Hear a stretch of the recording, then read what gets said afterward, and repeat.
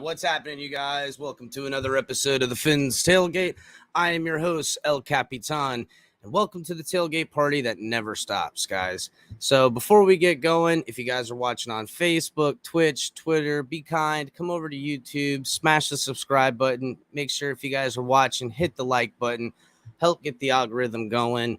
Helps people find this show. We're close to 700 subscribers. We've been over 700. People unsubscribe. We'll get there when we get there. We're chasing 1,000. Hopefully we'll get there sooner rather than later. What's up, Cap? Rasta, how you doing, my guy? If you guys caught the news today, it's Mike McDaniel's birthday, and happy birthday, Mike McDaniel. Had a tweet about it. Lots of people are happy birthday-ing him. Good job. I got a couple of things about him real quick that I think are accomplishments so far that he's done. And I know it's just a short time as the Dolphins head coach, but right now he's assembled a pretty good coaching staff as far as the offense goes. I'm excited about, Embry and, Bevel and Crossman being back around here, and on the special teams, Wes Welker, and then even on the defensive side of all, I'm not really too certain about Boyer, but I like Patrick Surtain and I like having Sam Madison in the building. That's pretty awesome. So I'll give a little bit of leeway where it's at as far as the coaching staff goes, but as far as offensively, I think it's a good build. A lot of, the Applebaum guy from Boston College, that's for the system they're going to build, zone blocking, taking, a very hefty running game, getting trickery with it. There's plenty of colleges that run a lot of this stuff. And I see you in there, Rasta, talking about how we shouldn't have a throwing game. Well, I mean, the ball is going to get thrown in this scheme. It's more of a lateral ball, and then take the top off of them when you get single high safety. So I'll go more into that on another time. But back to Mike McDaniel for his birthday. He also is, and I don't know if you guys noticed or not, but he is the media darling. Everybody loves this guy, from local media to international media. The Rich Eisen thing, that's actually another thing. He pulled off the trifecta. It's it is what it is. I don't have a crystal ball, and I'm only talking about guys that we have that are here. In the Xavier Howard question, everybody caught it. It was pretty funny. Rich Eisen came up, gave him a high five and stuff like that. That was pretty cool. But Mike McDaniel, as far as the media goes, he's got them all eaten out of his hand. He can sit across from any media guy. He gets a good feel of the room. He's able to, I mean, they all get giddy. Look at Peter Strager. He's like all breaking character, all getting all giddy and excited and stuff. He, even on the Pat McAfee show, he just controlled the room. Guy knows what he's doing, which is really good sign for a head coach, for people to follow. And there was question before we hired the guy. They're like, yeah, this little guy, he can't, how's he going to lead these guys? He's did a little bit of wide receiving at Yale. It's not like he's a big, gigantic dude, smaller cat, but he has super amount of personability, charisma, able to make it light. He's freaking killing it, guys. He's pretty damn good at this media stuff. And I said it, I think, the other day. If he's half as good at the media stuff as he is at coaching, we're gonna be pretty okay, because he's pretty damn good at it. But also, guys, real quick, we've partnered with Fanatics. So if you're looking for any sports gear, whether it's hats, jerseys. Well, I'm not wearing a jersey right now. Any kind of hats you guys want for MLB, NBA, NHL, NFL, all the memorabilia you guys can think. Link is in the description below. Hit the link, guys. Make sure you're buying when you hit on Fanatics. Also, guys, we got a link for the apparel. I'm going to show you guys a little bit. TFTG hat. Some of the swag we got kicking. I'm going to buy some and give some away on the show. Probably when we hit over 1,000, I'm going to do a blowout giveaway, guys. I got Dolphins hats we're going to give away. I'll probably have some swag. We might get something really special from Fanatics. We'll make sure to make it real fun. But guys, make sure you're hitting the like button. And again, if you're on Facebook, Twitch, Twitter, come over to YouTube, hit the like button. Also, guys, just another shout out to Big E for coming this weekend. It was really nice of him to come and do the show and allow me the time to do the interview with him. Also on Wednesday, guys, we're getting Dolphins 21 fan of the year. Mark, a.k.a. NorCal Dolphin, is coming on Wednesday. So look out for that episode. Can't wait to talk to him. He does a lot of work with the Positive Porpoise guys. Awesome dudes. Do great stuff. Be awesome. So can't wait to do it. But the reason for the episode, and I'm going to drop a link eventually, guys. But the reason I decided to do this episode is, it's a little early on for the draft. We're still, on the cusp of free agency. That hasn't really kicked fully into effect yet. There's people that, maybe the Dolphins will trade for. There's people that, we might sign in our own building, like Mike Gesicki, which I don't know. Ogba, I hope they sign Ogba. Mac Hollins, I know the fan base, including myself, everybody wants to sign Mac Hollins. I've got a tweet going on right now. Everybody's like, sign this man, sign this man. Everybody love Mac Hollins. Somebody posted in there, fear the fro. I thought that was pretty funny, dude. Fear the fro for the Mac Hollins. That's pretty good. FTF, dude. That's pretty awesome. But I decided to, what's up, Bleezy? Scummy, what's going on? Scummy, I haven't seen you in a while, bud.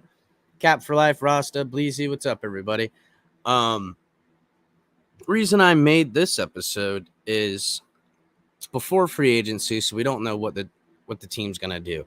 I think we can all expect that the Dolphins would probably be pretty active in free agency as far as signing offensive guys goes.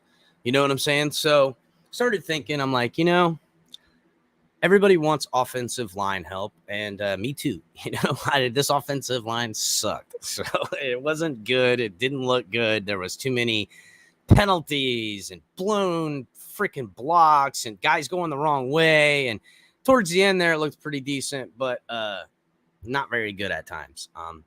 Some of those games with Jacoby Brissett didn't help out too much either. That guy he looks like he's got like a quicksand in his shoes or something. It's like he's like stuck or something. But he got stickum on his feet. He fucked up. Supposed to have him on his hands, supposed to give it to wide receiver. He done put it on his shoes and messed the whole deal up. But what's up, Joe? What's up, Alida? But yeah, guys. So I started thinking that, all right, I think we can all agree the Dolphins are going to be pretty active in free agency. There's a good chance that the offensive side of the ball is going to get money thrown at it. So maybe one of these defenders drops to the Dolphins. Maybe somebody lands in their lap in the first round that they couldn't say no to, or that maybe they address a lot of the stuff in free agency that allows them to use that first round pick on a defensive guy. So I put together a couple of names. I got 5 guys. I'm going to start from 5 all the way to 1. The guy I would like to see the most come here to the Dolphins from the defense. A lot of these guys I think aren't going to be on the board for the Dolphins. So really it's kind of a situation where if these guys fall to the Dolphins, I think they got to kind of take some of these guys. You know what I'm saying? So, but again, free agency. If they sign certain guys in free agency or if they let certain guys walk, Agba being one of them. If Agba walks out the building, Edge moves right up my board. You know what I'm saying? Especially if they don't sign anybody. Even if they do sign somebody, say it's like, Chandler Jones, he's going to be 34 next year. So maybe edge rusher's still high up on my board, especially if some of these guys land to the Dolphins at the 29th pick. So, guys, I have some things. What's up? What did I just see? Q, what's going on, my brother? Joe's in here. What's happening, y'all? Guys, make sure you're hitting the like button on your way in. Get the algorithm going. But, yeah. So, the first name on my list, guys, and like I said, this is just defense. A lot of these guys are probably not going to be there. But first name that I would like to see drop to us in a potential way is Nakobe Dean, Georgia linebacker, pretty decent guy, great lateral movement. I know he's not necessarily the linebacker we need, but man, oh man, is this guy super, super, super, super talented. Okay, so he gets comped to Devin Bush. He is going to go in the first round. He ain't going to make it like to the second, guys. Don't get it twisted. He's 225 pounds. He's 6 foot. He is junior, but the kid he's got such great quickness on the outside. He can play in coverage, and I mean, literally out wide in coverage, picking footballs off. I mean, Baker's good in coverage, and I know we need more of a in between the tackles type running back, but I'm just saying if this guy fell to us, we might have to take him. So he also can rush the passer. Amazing fit for our defense. This all predicates on other things happening. Say we extend Christian Wilkins. You know what I'm saying? So that would say to me, okay, we've got a defensive line fortified in the middle. A middle linebacker at times, which is what I want, isn't more important than a great coverage linebacker. You get this guy, Nakobe Dean, and all of a sudden, all the things we need Jerome Baker to do aren't the things we need Jerome Baker to do. Nakobe Dean can do them, and at a high level. Plus his pass rush ability, his ball skill ability. I mean, he's 6 foot, 225, but he runs like a deer. I mean, the guy is super, super quick, and I mean, they put him out wide. If a running back goes out wide, he's going to shut that guy down. So let me go ahead and read something from forget what it is, the draft something. I can't remember, guys. But all right, I'm just going to read this little thing. I got Nakobe Dean won the 2021 Butkus Award as the nation's best linebacker. He's a very good reactive athlete with regard to quickness and agility. He affects the passing game in a variety of ways. He can blitz inside and demonstrates very good closing quickness to the quarterback. He has good depth. He gets good depth in his zone drops while also showing the ability to cover running backs with ease. In the run game, he's very instinctive in the box. His team leading tackles for loss speaks for itself to the downhill instinctive and decisive effort he plays with. He uses good quickness to defeat linemen and beat them to the spot. He also does a good job of shooting gaps to disrupt plays in the backfield. He can overrun plays when he doesn't come to balance as a tackler, which causes him to miss tackles at time, basically over pursuit. So, but continuing to improve his shedding inside will benefit him to not over pursuing, trying to get a guy. That essentially means like a lot of these guys try to use their speed too many times, especially linebackers when they come up through the gut. They try to get north and south rather than using their leverage to push the box inside, which gives a quarterback where he can step up and they can over pursue him. That's what they mean by that. But learning to consistently beat linemen with speed, agility, instincts to stack, and shedding will greatly benefit him as well. Essentially what they're saying that something he needs to work on is not just trying to turn his hip and get north and south for a quarterback. So quarterback drops back far enough, but then steps up far enough, you're going to run right past him. Basically meaning get up, but put your hands on the lineman and push the feet of the lineman to get him to stop. So then you can pick whether you need to go inside or out. So that's especially when you're quick. So he needs to learn how to stack better, basically. He excels, however, when playing the run away from him. Unfortunately, this is a 3-down linebacker who will maximize his skill set playing weak side in a 4-3 scheme, which players' decisiveness, instincts, and lateral quickness, basically, guys are giving him Patrick Queen, the linebacker out of the Ravens. That's kind of somebody they're giving him a look at and stuff like that. What's up, Paul? How's it going, buddy? Ken Sean. But John, what's happening, bud? I like this guy. If he's somebody that is sitting there, and we've addressed some certain things again in the free agency period, maybe some trades. I don't know. We'll see. But this is the type of guy that I would think that maybe the Dolphins defense can use. I know he's not the linebacker that we would need to literally solidify this, but he's such a super talent and, might be somebody we're interested in.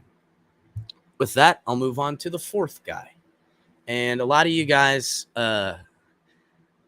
MC, shout out MCJB. He pointed this guy out to me about 2 weeks ago. And then yesterday in the combine, he had a big day. He ran the 40 like a deer. Jordan Davis, Georgia lineman. Okay. This cat, 6'6", 341 pounds. And he ran the 40 time in 4.78. Guy is fast. This cat, I don't think this guy's going to be there. Usually when a defensive back runs this fast, they don't stick, defensive lineman runs that fast. He's probably not going to be there.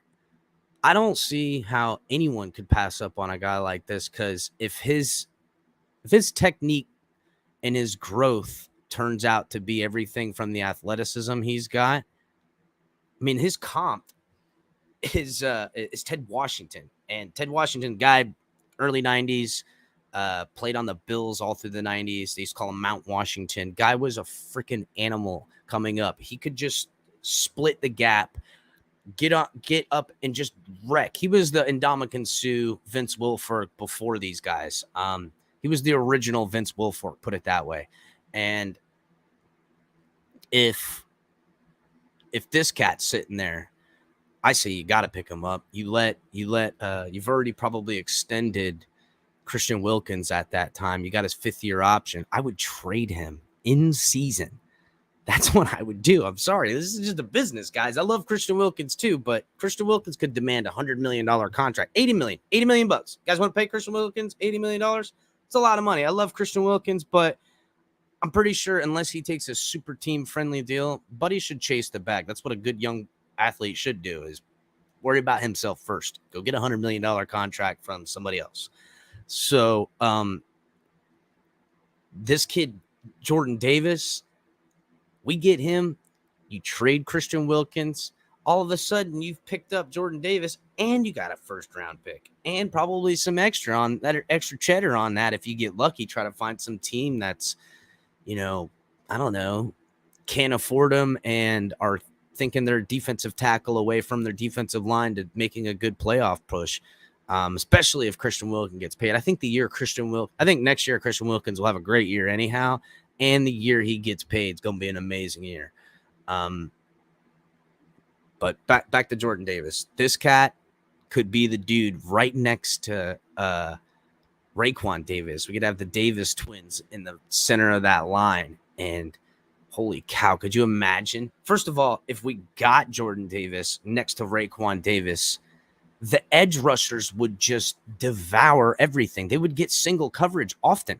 It would be just who's going one-on-one in the middle. The linebackers, you would take up so much space in the middle that all the linebacker would have to do is step to his left or step to his right to find the hole if there was a running back coming in. You would just destroy running games. You would destroy running games if you had Davis and Davis. Jordan Davis next to Raekwon Davis. That would be amazing. Dolphins, if Jordan Davis falls to us at 29 and we've taken care of things in free agency, and there's somebody else not on the board that I would obviously deal with, Jordan Davis is a snag of a deal. So that's number 4 on the list, guys.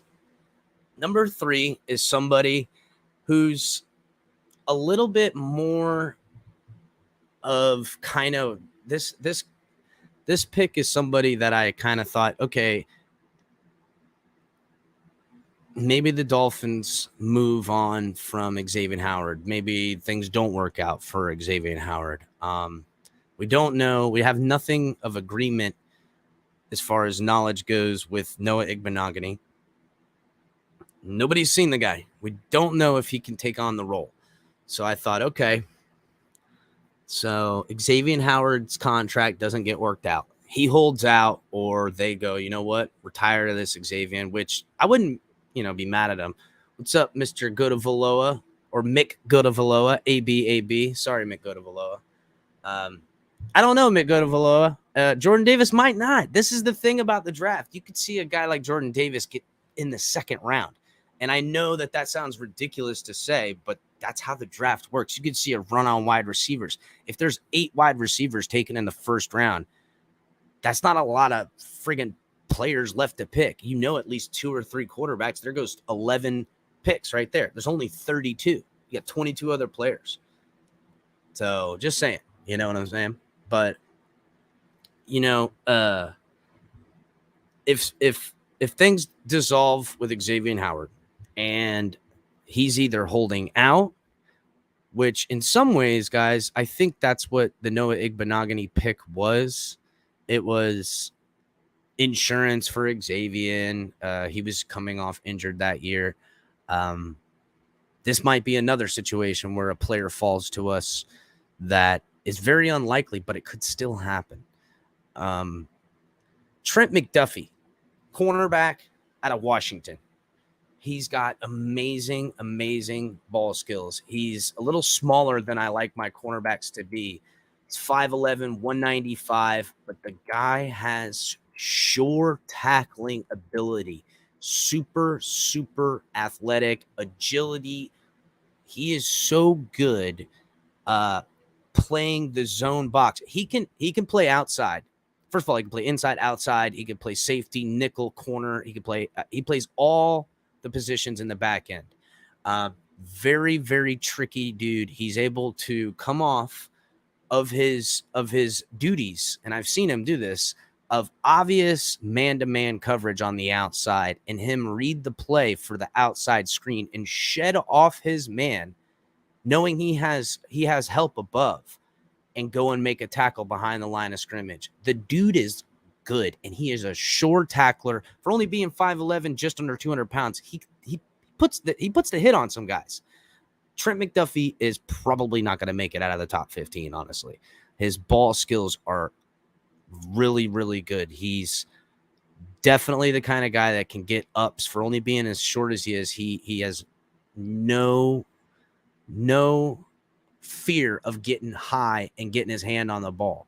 And he can snatch him out of the air as well. Very, very, very, very good dude. Like I said, I don't see him making it out of the top 15. But he falls to us.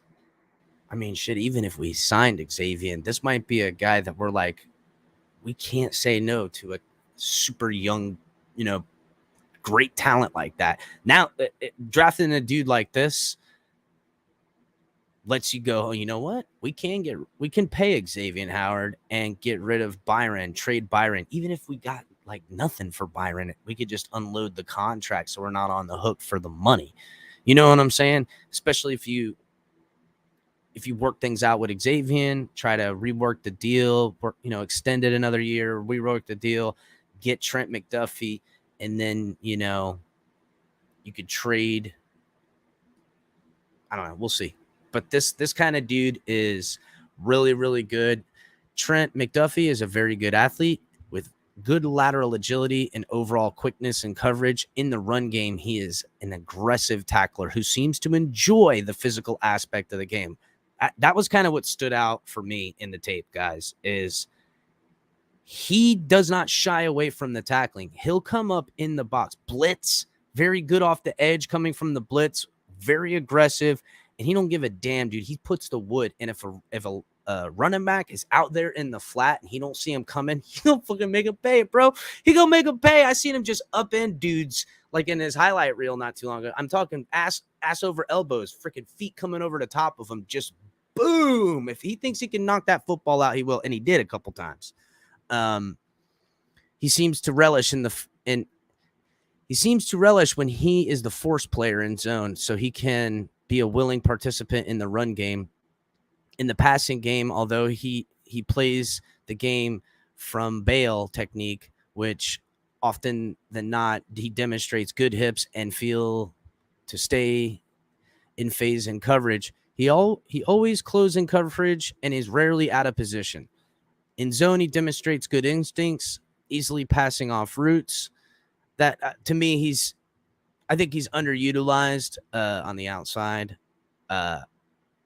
He seemed really good in the zone from the outside, but he's got every bit of the speed to keep up with these guys. I think his 40 time unofficially was like a 4.44, but I think he's going to run a pro day. I don't think he's about all that, because on film he looks a hell of a lot faster than that.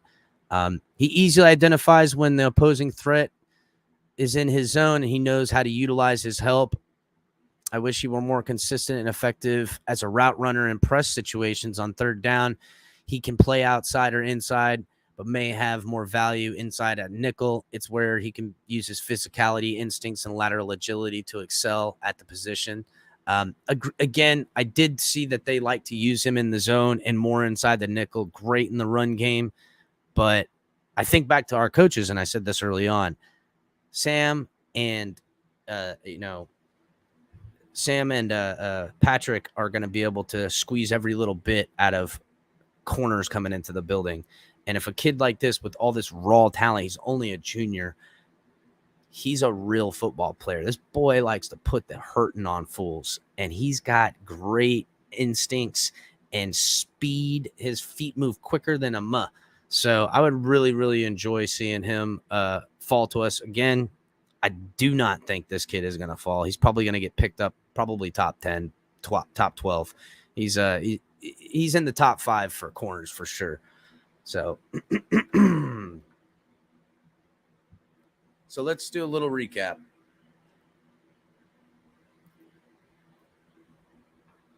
Nakobe Dean, linebacker out of Georgia. That was number 5. Number 4 is Jordan Davis, defensive lineman out of Georgia. Shout out Georgia, man. Georgia's got a lot of good football players on the defensive side of the ball. That's for damn sure. Number 3, Trent McDuffie, cornerback, Washington. So my number 2 is again, guys, like I said, this is only in projections because things could take a complete other turn through free agency. They could not only sign Agba, but they could maybe pick up like a role guy to put in rotation there too as well. Because I think it's only like Van Ginkel and I forget who else right now. As far as I don't want to call it roster guys, but it's look. I had it written down somewhere. Van Ginkel, Deshaun Hall, which is the new guy. I think he's going to have a good, and Darius Hodge. So Dolphins could let go of Darius Hodge or sign another guy that I think could be a great role player as far as edge. But if this guy drops to us, and I remember seeing him the year before, the kid out of Purdue, George Karlaftis or Karlaftis. He's a Greek kid. They call him the Greek Freak. Kid is a monster, bro. He is a monster. He reminds me of J.J. Watt type of stuff. Early J.J. Watt, before he got like super big and used only power. Back when J.J. Watt had all those friggin' tricks up his sleeve and was still light on his feet. Kind of how TJ looks, but more power. This guy is super strong. He's 6'4", 266 pounds. He did the rep 21 times. His shuttle time was a 4.36. He's a monster. I do not think this guy will drop to us, dude. There's just no way this dude drops to us. He's one of those pass rushers you could see taking top 10, but he's projected in a lot of boards to be in the mid-round picks. So, but he's super crafty. He has a ton of moves. He's got a great outside. He does this kind of like outside shift step move where he grabs the guy and he just slings him to the side. Super strong, massive strong, heavy hands on the dude. He seems like he's got a punch. Every couple of plays you could see him just get a hold of the tackle and just force him right to the running back, or excuse me, the quarterback, bend the dude over and go through him to get the sack. Seen that twice on his highlight films. So check out the edge rusher from Purdue. His highlight tape speaks for itself, but he looks like the type of guy that if we put him opposite side of either Agba or Jalen Phillips and we're just closing up the middle in here and say we sign, I don't know, some linebacker in the middle, hopefully like Barr or something like that, a guy to fill the center. These kids can pin their ears back when they get one-on-one and just get north and south, and they're gonna create havoc. Jalen Phillips opposite end of him, George Karlaftis. I can't say it because I heard it pronounced, but it's not the actual pronunciation. There's like a Greek sound to it. Karlaftis. So Purdue edge rusher defender George Karlaftis might be the best power rusher in this year's class. This is a prospect who exploded onto the scene during the breakout 2019 freshman season. That's when I remember seeing him, was the year before. And has since pieced together another tremendous campaign for the Boilermakers in 2021. I'm most impressed with Karlaftis' motor and his close quarters combat. He does not appear to play with ideal length and separation skills as an edge defender, which I disagree with that. I thought he did really good disengaging and using his, maybe he doesn't really keep the guy out at bay and keep their hands off him. He just says, you know what, I'm going to beat you. And he can just sling him left to right. He's super strong, but he has a lot more moves than that. His shed where he rolled to make, he plays the run game pretty decent too. And he's quick. He's real quick. He moves a lot lighter than 266 pounds. He moves a hell of a lot lighter than that. But he has become quite refined as a puncher and his shedding techniques to enable him to win ground and get good knockback at the point of attack. That's exactly what I've seen. He literally punches them so hard. And I can only imagine this dude just hitting you right up in your grill the whole time. And he did the rep 21 times, the bench press 21 times. So he's definitely a strong dude. Karlaftis moved to the United States at the age of 13 from Greece and was a high school standout in both football and track and field, earning back-to-back state titles in Indiana for the shot put. 60 feet, 0.5 inches at a junior, along with the endless football accolades. Upon arriving to Purdue, Karlaftis quickly made an impact and was named first-team All-Freshman All-American in 2019. His development as a player has seen him complement and the urgency he plays with, the raw power, the more nuance encounters, precision strikes, a strong sense of and feel of running with arc and speed. That's what I noticed. He's got really good hips, and that's why I kind of gave him that JJ Watt kind of comparison. You know, when they get that good arc and he's got the hip movement, he's still got a hold of the guy and he's moving, but then he disengages from him and still bends back around and is able to swat the ball down. Everybody remembers Cameron Wake doing it all the time. This kid looks like he can do it. Where Jalen Phillips a lot, he uses his length and disengages with the guy. This dude can physically go or do the arc ride to the quarterback and use his athleticism or his just freakish athlete body, contort it, slap the ball out of their hand, grab the quarterback, disrupt the run game if he goes inside rather than going outside, because he does the run game pretty decently as well. I get the sense that Karlaftis isn't quite the same reactive athlete as some of his contemporaries in this year's draft, but he's becoming quite the good technician at the point and offers an impressive nose for rushing the passer. Karlaftis has rushed the passer from both 2 and 3-point stance and gets strong release from his titled 2-point stance when he aligns at wider angles.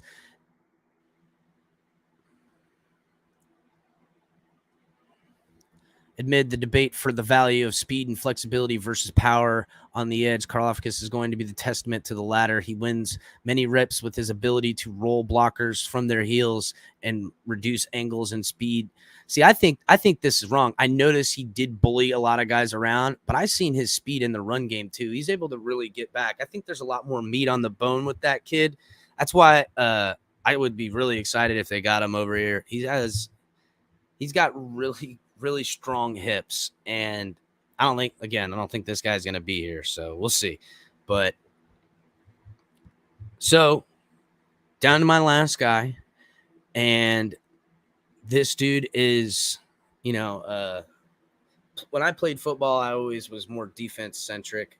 Always played defense. Did play offense too, but not in high school. I played mostly defense. I don't know. I played fullback in sophomore and freshman year, but this defense is sorely lacking a middle linebacker and somebody who can do what we need to have happen. And say we sign Agba, say we work things out with X, say we get a wide receiver, we get some offensive linemen, we're feeling pretty good. Free agency, we spent a lot of money, so the draft is almost need. Or, kind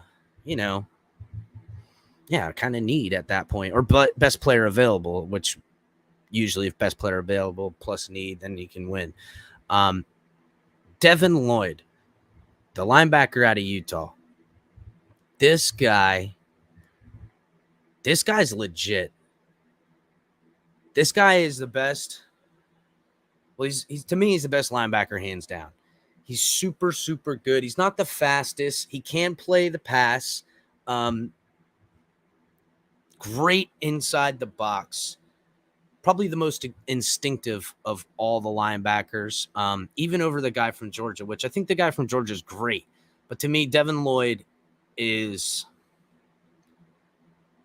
that's what in the first 5 to 7 years, this is what like those linebackers that every kid in the world has the jersey of. He's the Luke Kuechly. He's the Darius Leonard. He's so good at the run and locking down the pass game from sideline to sideline with tight ends and running backs, which is all you want your middle linebacker to do. You don't want your middle linebacker out there picking up an extra wide receiver or or, a certain type of tight end that you don't want. You put the friggin' Will linebacker on that guy and let him run around. You want this guy inside the box destroying stuff. And if it's a pass play and nobody's there but blocking, then he gets the quarterback, which he does great. Devin Lloyd, if he fell to the Dolphins, I would be pissed if they didn't take this guy. To me, if you put him on this team, the defense is done. It's a masterpiece defense at that time, because if you keep what we have now and get Devin Lloyd, you're done. You're it. You're good. That defense can hold it down against damn near anybody. Devin Lloyd, 6'2", 237 pounds. He did the bench 25 times. Super freaking strong. His 40 time wasn't the greatest, but it wasn't bad. It was a 4.71. Again, you're not putting him in coverage. I still think he could probably shed a few pounds, get closer to, under 235, and probably more lean muscle. So he'd probably get a little bigger, but be a little bit more lean, and maybe they can work on his speed a little bit. But his agility inside the box, he can shed multiple blockers and just squeeze in there. I saw a screenplay where there was 3 blockers out in front, and he came from the outside in, and the running back is curling far on the outside, and he just went through all the blockers, and they're trying to get out in front, but he just split in the middle of them to cut the angle, because the angle was through him. He wasn't fast enough to go around the guys. He had to cut through them, and that's exactly what he did. He just said, and just got right in there and took all of them and made the tackle. So super aggressive, he's a fit in. He's a 3-down linebacker, because in some passing situations, especially on our offense, on our defense with our safeties, you can use him as an every down linebacker, because he can cover some people.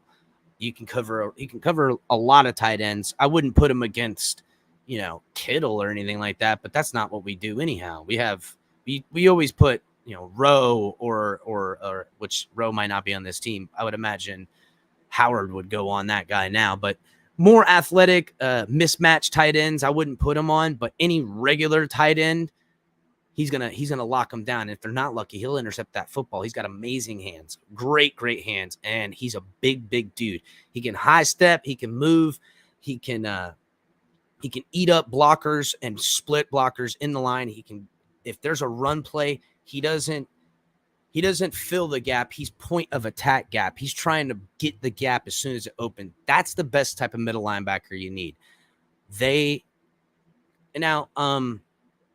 We've seen Roberts do this, where he guesses the hole, and sometimes he guesses it wrong. So he gets, he shoots the A gap, and he stepped one more gap to the outside, and he went out the C gap. So this kid, I've seen him do that, but he almost makes the right play, because he'll come. Put it this way, he's shot the wrong gap on 2 plays that I've seen, but his athleticism allowed him to get so fast inside the wrong gap that he still met the runner in the backfield and made a tackle for loss. So I don't think he's going to get away with that kind of stuff in the NFL, but more often than not, he didn't guess wrong, and he will. If he's on the other end and the gap opens up here, say it's an outside zone block, and this is the type of thing that if the Dolphins run into with this new offense, this is the type of shit that'll mess the whole entire offense up. A guy like Devin Lloyd, these type of linebackers can screw up your entire offense when you have a zone blocking scheme, because they're just too good that they don't care if you zone block them and he steps on your weak side, so it's an offset 2 linebacker set, because they got to go wide, because that's what you've done, or you had to bring anyhow, it doesn't matter. They're all on the outside and the play's going that way. He just cuts through and just takes the angle, just destroys whoever's his one-on-one matchup is and splits it, and they can't stop him because he's too damn strong and too fast and too athletic. And he don't need to be 5, or a 4.6 or 4.5 for a linebacker. He just has to be simply don't get in my way. You don't slow me down. So this is the type of linebacker. His comparison was Darius Leonard. I think I have a little bit of a thing on him. I'll read for you guys real quick, unless I can't remember if I did or didn't already. Let's see. All right, so Lloyd is a fifth-year junior who aligns at linebacker, a UTEP defense, which he's a good athleticism, quickness, and agility. The passing game is the area where he'll need to improve. From 2020 to 2021, my initial assessment pegged him as a two-down linebacker. However, he has some on-ball productivity, which solidifies his ability to remain on the field in sub-package situations. In the passing game, he can rush from inside or outside. And while he shows off stiffness in space, he could still get depth in the zone, dropped out, and tackle underneath, which this guy's got a little bit harsher of a thing than I thought. He also improved in 2021 that he can get home in pass rush situations from various alignments. In the run game, he's a thumper who plays downhill and physical. He has a heavy run lane anchor and good tackle efficiency in the box. He's a downhill player who's amongst the nation's leaders in tackles for loss. He uses his agility inside to defeat blockers and can find the football. He's productive in the box, and he can quickly diagnose the run. On third downs, he has proven that he can remain on the field on passing downs and project as a productive special teamers player if necessary, which I don't want to hear that shit. But Devin Lloyd, I think, is a guy that might be there for the Dolphins. And again, all else considered, this guy would be the last piece on the defense, an area I would imagine that might not get the attention it got last year because it was everything to Flores. But this guy takes all the snaps in the run game. It puts Baker back on the outside where his strengths are at, where he's running around using his feet to chase down tight ends and use them in the passing and run game from the outside. This kid from tackle to tackle will lock that zone up in a way that we haven't seen from the Dolphins in quite some time. I can't remember, when we had the middle of the run game where it didn't matter that the blocks were in place, the hole opened up. They run the ball up the gut. It could be a tackle for loss with a guy like this guy. They could do everything that they're supposed to on offense opposing our defense. And this guy just wins his one-on-one matchup because he just instinctively seen the hole open, read the play, and hit it right. And now all of a sudden it's 2nd and 12. And on a play that should be 2nd and 7. And that's demoralizing, this type of dude. And I don't give a damn what they say. In the pass game, he's got good, inside the box, and he's got hands. So Buddy is a knock out of the park for me, who, again, I think the defense could suffer because I don't think they're going to pour so many resources into it. If they make this one last pick on the defense and say they keep Wilkins and which I think they are going to pick up the fifth-year option on Wilkins, by the way, that they keep Wilkins and they work out things with Xavier Howard. Ooh la la. Devin Lloyd. Boom. Defense done. Get yourself some. Now we're taking the football, handing it back to this offense, which I expect to have a much better running game.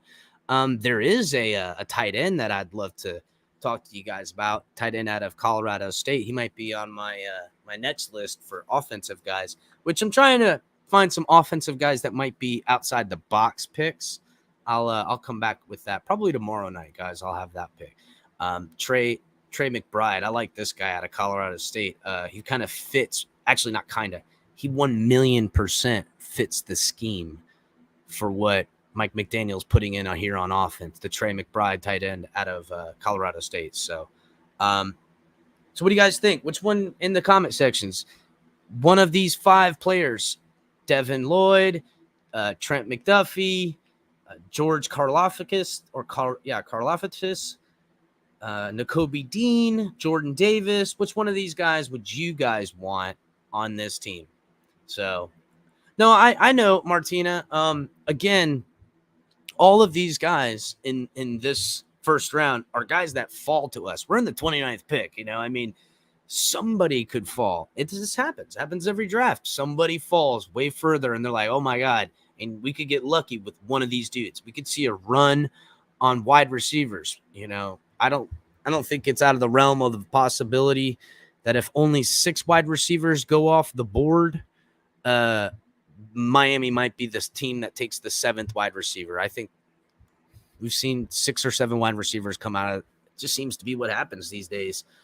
We'll probably see between wide receivers and corners, we'll see 12 go. So whether it's 7 wide receivers and 6 corners or whatever, we'll see 11 to 12 go. And that leaves us with, 20 other picks. So what, 2 quarterbacks, 3 quarterbacks, maybe. So now we're at 17 picks. I'm gonna say at least 4 edge rushers go in the top. So I mean, again, all of a sudden we're looking closer to Devin Lloyd or Jordan Davis. What do you guys think? I love Trey McBride too, Martina. I think that's a really good one. Martina, my mom's name's Martina. So shout out. Drew Batron, what's up, my man? Yeah, you know what, Drew Batron? I didn't talk any offense today. These were all defense guys that I was going at that would potentially fall to the Dolphins that we couldn't say no to. If these defenders fell to us, we couldn't say no to. Tomorrow, I'm going to do offensive players that outside the box, the Dolphins might say yes to. Because also, guys, realize this. Everyone's looking at offensive linemen. And certainly some of these offensive linemen might end up on this team. If Zion Johnson is available, I think there's a real shot that they take him at 29, especially because our offensive line coach coached him. But, and there's some other guys, the center, Lindenbaum, if he's available, I don't see how they could say no. Don't forget, after free agency, chances are they might sign 1 or 2 offensive linemen. And we've got a bunch of young talent on this offensive line already that,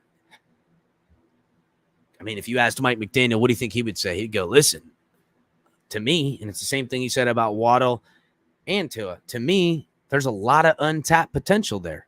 So we can't be sinking in first-round draft picks on offensive line every friggin' year of our lives. I mean, I guess we can. We did that on a defensive line, and it kind of worked out. But you know what I mean, guys. If they go pay 2 more offensive linemen, and we've got, 4 offensive linemen already on the line in the first couple of rounds. Well, no, not 4. But we got Jackson, first-round pick. We got Hunt, second-round pick. We got the dude out of Notre Dame, second-round pick, Eichenberg. So, I mean, you can't just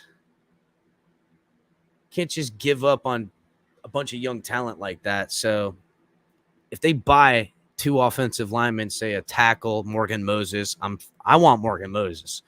I think Morgan Moses hates New York. I don't blame him. I think he could get the same amount of money or a little bit less even for him that he's getting in New York right now. Probably pay him like 7 million a year guaranteed. That's cheap for a guy like Morgan Moses. Boy, that would be a good snag. We need to pay him. I would say go get guys like this, and then then we don't have to take an offensive lineman in the first round. I think they're really looking at weapons, like a wide receiver. If you want to know who I think they're gonna get, it all depends who drops to him. There's a couple of them I like. I like the kid out of Purdue, Davis, or David Bell. I knew a kid in Pop Warner named David Bell. He was a badass football player too, actually, man. He was really good. But David Bell, the wide receiver out of Purdue, that kid's legit as hell. Especially if we get him, we can get rid of Devontae Parker, can get the fuck out of here. So I'm going to bring Color on here in just a second, as soon as he gets back sitting in around here. But, guys, make sure that you guys are hitting the like button on the video. Please, guys, hit the like. Doug, Martina, JP, T-Max, or TMXTT, whatever. Alex, what's up? Anthony, Drew Batron, Bleezy, everybody. Make sure you guys are hitting the like button on your way in. And also, guys, make sure you guys are checking out all the great content here on the channel. We got Talk TMI Tuesday. Him and Color do a great show on Tuesdays at 9. And then right after that, we got Mike on the Mic with Open Mic at 10 on Tuesdays. And then Saturdays, you get Drop the Mic with Mike on the Mic and Brandon the Bookie at 10 on Saturdays. It was a great show last night, boys. Thursday nights, you get late night Color commentary coming at you hot, starting at 10. You guys can always catch Color doing it. And then actually, guys, you can catch me, El Capitan, Wednesdays, Sundays, fun days, Mondays, every day. Just make sure to have notification on. Cash App, Venmo, the Fins Tailgate, help support the channel. Also, guys, we're partnered with Fanatics. If you're buying any gear for any sports at all, please go to the link, hit the Fanatics, check out and see what they got, guys. I'm telling you, they got great stuff, and you can get some good things. When we get over 1,000 subscribers, we'll do a Fanatics giveaway. I can't wait to do it. Give away some hats, all kinds of good stuff. Also going to buy some of our gear. We'll have some of our gear around here come about that time. We'll give away a hat, maybe a beanie, some good stuff like that. And make sure you guys are subscribing to the channel. If you're watching on Facebook, Twitch, Twitter, do me the favor, man. Come over here to YouTube, subscribe to the channel. Go back and watch it on Facebook or wherever you guys are. We need subscribers over here. We're trying to get to 1,000. With that, I'm going to drop the link here in just a second, guys. But beforehand, I'm going to bring my boy Color on and see what's going on. What's happening, Color? What's up, El Capitan? How you doing? How's everybody tonight? I'm doing good, man. I took the family to the pool today and, had some good times, man. Try to do some family stuff every now and again. It was great weather here in South Florida. I don't know where everybody else is at, but it was nice as hell out here. All the kids' phones are waterproof, I take it? No. I don't. My kids don't have phones. Well, my daughter has a phone, but it's limited, very, very limited. Wow. She's 11. My son's 9, and I got tablets that they use. They got other devices, but no. They ain't got phones. Fuck out of here. Well, that's cool. Mm-hmm. Come on, man. She'll get a phone soon enough. This just ain't time. Where's she going that she needs a phone?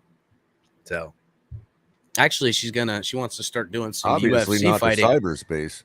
No, that's right. Definitely not. That's the whole point. And the tablet she's got, which I've got this tablet right here, and then I got another tablet. She's got the other one, and it's all connected to my phone, which is right there. Out of my phone right there.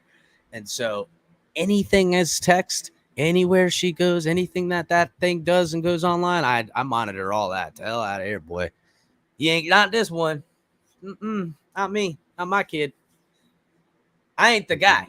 I'll freak out. You know what I'm saying? I'm not the guy. I'm nice and fun. El Capitan, party time, put my jacket on, dance like an idiot for you guys. Play around with my daughter, I'm going to get pissed.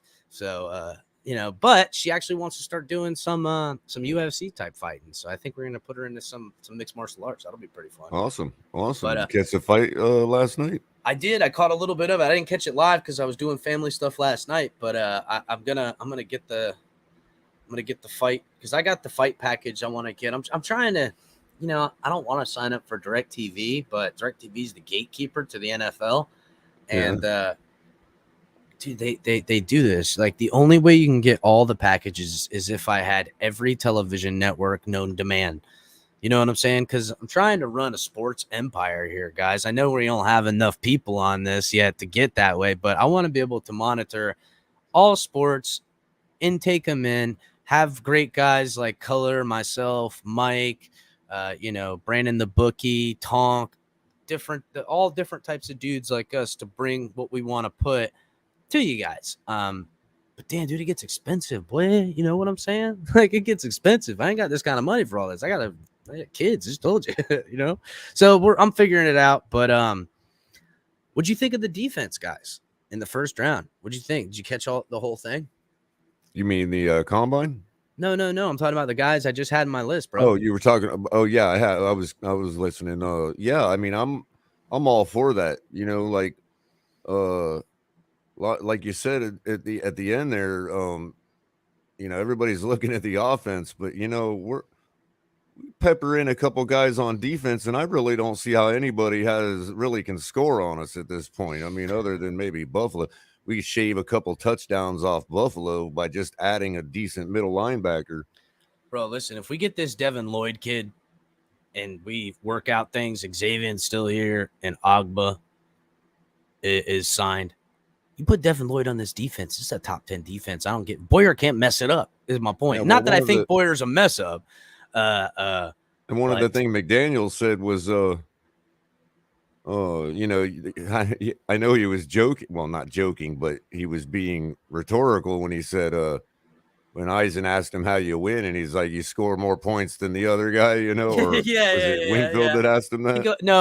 It was Pat McAfee, I think. Right. It was McAfee. He goes, what's your offensive plan? He goes, I'm going to figure out a way to score more points than the other team. And they're like, whoa, revolutionary. Right. He's like, I know. What? Now, the fact that he delivered that as a joke was it actually made me feel like if he was trying to be serious about that, I'd have some issues. But no, that's the guy's good at joking. Guy, you know what I mean? He gets it. He's got a very good sense of himself. But that being said, one of the ways to help you along to do that is to not let the other team score.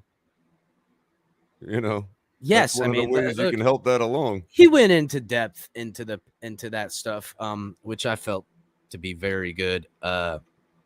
Happy birthday, Mike McDaniel! Everybody in the chat, put a little birthday cake emoji in there for Mike McDaniel, and I'll make sure that he receives it. Crypto, I'm sure, will be around here eventually. So, Martina, you're in England? That's amazing, dude. I bet you're freezing your ass off. I got a boy over in England. You should be checking his show out. I don't know if you do or not. Go Time Dolphins. Kadeem Simmons lives over there. So great show.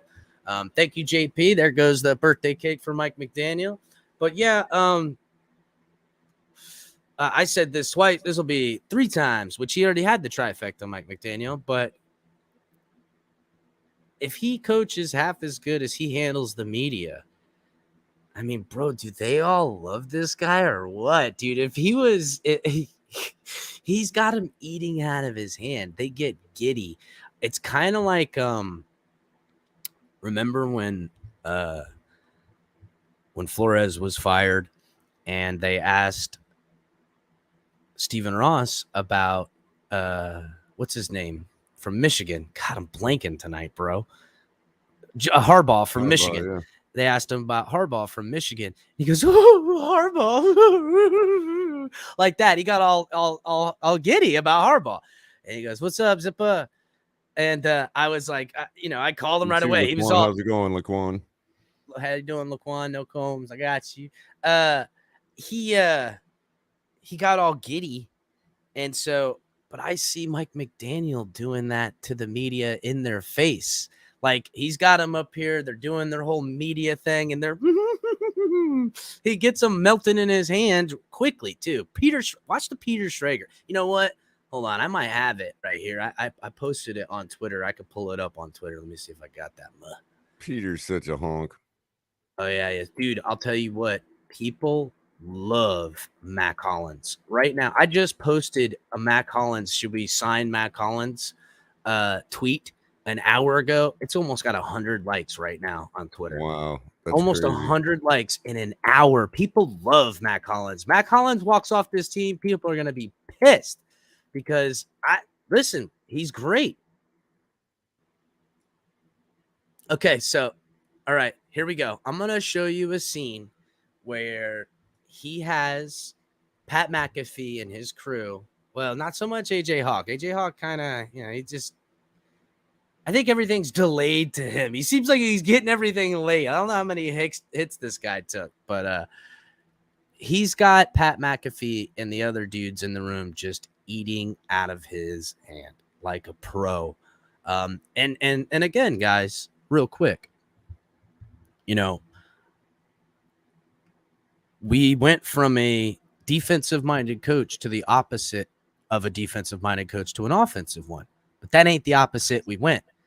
The real opposite is a guy who is super, super reserved to a guy that is a boisterous. I mean, he doesn't seem like it either, Color. He seems like he's chill, laid back, kind of like he smoked a doob or something and has got his feet kicked up ready to go surfing or something. He's so laid back of a character, but he's so an open book. He'll throw his. The word is witty. Yeah, but it's even more than witty, like because witty, I don't even think extreme. I don't even think it's witty. Like he's a people watcher. He's been a people watcher his whole life. He's kind of like he's an everyman. This guy, he's an everyman. This guy, and we used to call them comedians, but you know now but comedians people want to be taken too seriously now. But comedians are they all hate the world, bro. Exactly. You forget this guy don't hate the world. This guy's cool. No, he's kind of like he's like an everyman. You know what I'm saying? Like he's the kind of dude that can. I don't know. My dad's always talked about this. He goes, listen, you got to wear many hats. You know what I'm saying? You got to know. He might have some McCullough blood in him, you know. He kind of sees through all the noise. You know what I mean? Kind of looks at little McCullough, the clear picture. You know? All right, probably. So you never know. All right, so let's check this out. Let me know if you guys can hear it in the comments. The only thing I know.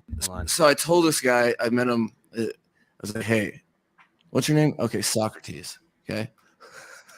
All right, Socrates. The only thing I know is that I know nothing. And he was like, that's the Bill and Ted thing you were talking about. I'll write that down and take credit for it. Socrates did that? Yeah, and then I got back in the time machine and then came back. That's how it played out. By the way, I would love to have a conversation with you about time machines and everything like that at some point. That'll have to be. Is that a thing? Well, that's interesting because like you see people like Elon Musk and like Matt Groening with The Simpsons is able to have 20 to 30 very exact predictions as jokes. I mean, you have to dive into all those types of questions. You want the Yale. You've probably been in some backdoor conversations that we have not been a part of. You know what blows my mind? Can you guys answer this for me real quick? Okay, so the movie Back to the Future. Okay. All right. They go to the future, right? You know, hence the title. Mm-hmm. In the future, they have hoverboards and all this stuff. They have whatever the things are. Anybody notice that there wasn't a cell phone? Oh. This is in 1985, and the conception of the genius. cell phone like, wasn't hitting. I thought I was the only one. I mean, they had all these ideas. Who else is thinking about that shit but me, man? But you know what's great is that he just took over the whole room. Color. Mm-hmm. It's his show now. It's his show now. He's not sitting here now. He's driving the conversation. He listened, played the game with the boys, figured everyone out, and now he's in control. See, that's of the room. That's why of shit I like that left me alone on the couch when everybody else was in the bathroom. You know what I mean? Yeah, but you know what? He knew how to play it, brother. That's the thing. Exactly. He is right. So like mind blower. 20 years, whatever. Okay, anybody know math here? Yeah, absolutely, pretty good. I mean, so then now they're a fixture in our lives, but we couldn't predict that was going to be the case, 30 years ago. See, my rebuttal to this, if I was Pat McAfee, rebuttal to him would be not only did Star Trek predict it, but Total Recall predicted it too. They had the phone where they would always be like, hello. They'd always turn around for some reason. They would answer. How long before a Fitbit goes right over your heart, like one of the Star Trek communicators? You know. That's right. That's right. So but yeah, he's been just crushing it, bro. He's been crushing the media. Here we are arguing about who predicted cell phones. I know, man. He Nothing definitely to do with football. You know what I mean? Like drove the conversation the way he wanted it to. That's for certain. And it's a smart play by him. It relaxes everybody in the room. That's right. He's very good at understanding the room that he's in and taking control of it in a way that everyone's disarmed and everyone's comfortable. Like it relaxes everybody. Everybody's guard goes down, you know. But that could be a very powerful weapon in a football locker room. I hope so, dude. From what I can see, Buddy is killer. So I'm looking at that Mac Hollins tweet. And if you guys aren't following me on Twitter, why not? I'm on Twitter. It's at the Fins Tailgate. My tweets are pretty decent. Sometimes I'll throw a funny one in here every now and again. A lot of times it's kind of questions. I try to make sure I have good art, good pictures to go. I asked the question, we need to sign this guy big time. What do you guys think? Sign or let walk? Maybe move him to tight end. And I gave a shout out to Big John on that as well. Because somebody posted a picture of Jim Jensen today too. What a coinky dink. I was gonna do a mashup like side by side. But it's got quite a few impressions on it, almost 10,000 impressions right now. A lot of people that are quoting it and retweeting it because I think. And totally, Tony, totally big fat honker. I mean, why do you think he came to Florida? Who? Probably already got his license. Who did? I don't know. Oh yeah, no, totally, bro. McDaniel's part of the club, boys. I don't know if you guys know this or not, but he's gone from Denver to San Francisco to Florida. Yeah, pretty sure the guy smoked a big old honker before he went on that interview with McAfee. Well, I mean, he was right there on the level with Pat McAfee about the deal right away. He's definitely, if I had to make a new style of coach into what I think the advanced new type of coach is, it's this dude that is cool as hell, awesome professional.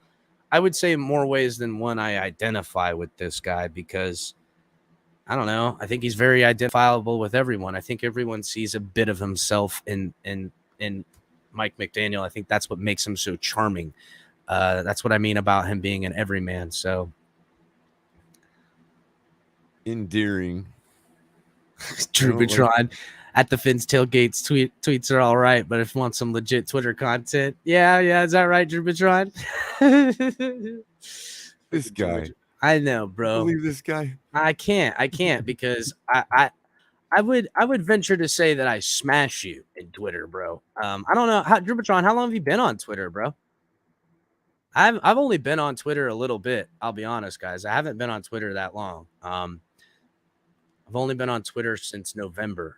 I've only been on like social media since like November. So, I mean, this is the most I've ever used a computer in my life, guys, for anything at all. Everything else, these hands, look at these hands. See these hands? These hands are for swinging hammers and slinging hard wood, baby. You know what I'm talking about. Boom. Get yourself some, ladies. Till the nothing comes. Till the nothing comes? Yeah. No. I don't mess with the nothing, bro. It's funny you should say that because we used to have, my aunt used to have a tortoise named Morla.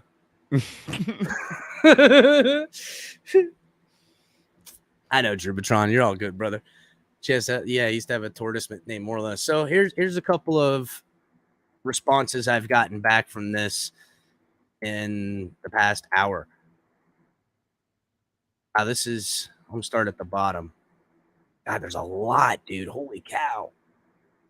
Sign the man. He's a great special teamer and makes some big plays. That's Austin James. Perfect 7. Or excuse me. I can't see it because it's all weird because it's a 72 season and the 2 and the S look exactly the same. I don't know what kind of font I got going on here. Perfect 72 season says keep him, put him in the lineup. He can make plays on bench. Keep him, but I wonder what type of contract he is seeking. He's worth more than we want, and we're paying him. He wants to see if that's what it is. That's New Jersey. NJ Fins fan. Also, Jason says, keep him. He's fine as a wide receiver option. Love Hollins. Fear the fro. It was Jason that said that. Fear the fro. I love that stuff. Jason on Twitter. If these people are watching the show on Twitter, please come over to YouTube. I can't see you guys talking to me from Twitter. So if you guys are typing to me on Twitter, it doesn't come here. You have to go on YouTube to talk to me. So sometimes the Twitch account gets through, but Facebook, if you're watching on Facebook, if you're watching on Twitter and you're trying to text and talk, you're like, this asshole don't ever answer nobody. No, you're wrong. I can't see you. Your dialogue doesn't come through. So and it's got two things. Wealth, the monkey I'm guessing it's monkey wealth. It's got 2 pictures of monkeys. Anyhow, he says he can block too, at least better than Mike Gesicki. Another person, Primetime Waddle, says he's built like a tight end, not a wide receiver. That was in my reference to saying put him in at tight end potentially. Alex Putnam says keep him. SoFlo Dolphin on Twitter says keep him and dump Gesicki, hashtag overrated. Fort Knox says keep him. Shadubop says keep. David Rich on Twitter says one of my favorite players. Hopefully he resigns. Ron says sign for sure. Rose says keep him. He's a beast on special teams. Marcus says easy, extend. A guy, Wealth Preservation, said again, get rid of Mike Gesicki and put him in at tight end. Bryant Hall says he agrees with making him a tight end. Keep him for sure. The current second best wide receiver paid less than his stats indicates. That's Scott Barnett. He said that on Twitter. Karlaftis, which is funny as hell, says even better off the field than he is on it. Can't keep getting rid of those guys. I agree with that. You know, he's underrated. Everybody knows how important he was. Captain, special teamer, overachiever in offensive passing game. I put a lot of that onus on bad coaching on the offensive side of the ball. And now if Wes Welker can teach him to sit down in them open spots in the zone, man, bro, if he can get it, deadly, man. If he could learn how to sink his hips and stop and turn and change direction, fuck it, dude's a Pro Bowler. And just kind of like squirt into that open spot of the zone, like Wes is so good. It's one of the hardest things to do is to go full speed and come to a stop with your body weight zeroed underneath you, able to shift and turn back towards the ball. It's one of the hardest things to do. That's why shiftier, smaller wide receivers. One of those reasons why we thought, God, man, how do these defenses not know Wes Welker's open? You know, like I don't know. It's you guys can't understand because you gotta turn your hip. And Wes Welker was the best at this. He would run full speed at you, shift his hands, get away from you, and make you turn your hips. He could also read each defensive player's eyes in the zone and know which direction everybody's going to know that spot right there is going to be wide open and nobody's going to be sitting there. And Brady was just like right there with it. You know what I mean? He knew how to play the zone, and Brady in the run game. This is what I don't think people understand. And this is what the Dolphins have always wanted to do. That's what Adam Gase tried to do. It's what every offensive-minded person tries to do. You try to force a team into zone. You try to force them into zone so then you can put your players to take advantage of the zone. But at times when you're trying to win a football game, they can go into man or play like a hybrid type defense where the back end's playing zone, but the defensive linebackers and everyone else isn't. Anyhow, Wes Welker became an elite player because he was able to run, sink his hips. After you turned your hips upfield to go stride for stride with him, he could sink his hips and change direction faster than you could. That's what made him elite, because he could then box you out, and he wasn't a big guy. So he effectively made you box yourself out. He would let you box yourself out. By the time you adjust and on the way to come back to him, he's already waggling to the when you're a quarterback, when you have a good relationship, the reason why Wes Welker did nothing here is because we didn't have a quarterback for him, and you need a quarterback that has a relationship with the wide receiver that he goes, hey, man, I'm open. When I come off my break, the ball should already be in the air. The corner will not know it's there. I'll turn, catch the ball, and he hadn't even turned to face me yet. He don't even know I got the ball. That's what makes it elite. Yeah, that's what I was mentioning a few weeks ago, Chris, is that, that relationship between Brady and his wide receiver was like, they'd be in the huddle. They're on the same wavelength. The play called for you to do this, but just slightly adjust your hips an inch that way, and boom, because Brady's reading the defense the whole game, knowing what their tendencies are starting into, and you just find just slight adjustments to each play because they had such a good relationship with each other. It's like, hey, Wes, on this one, just an inch and a half more towards the right this time. Boom, touchdown. You know what I mean? Wide open. It's amazing. And Tony, I was thinking more like Ray Livingston from actually two of his characters, the one from Band of Brothers and the one from Office Space. That's like he's the guy from Band of Brothers and Office Space put together. That's Mike McDaniel's personality.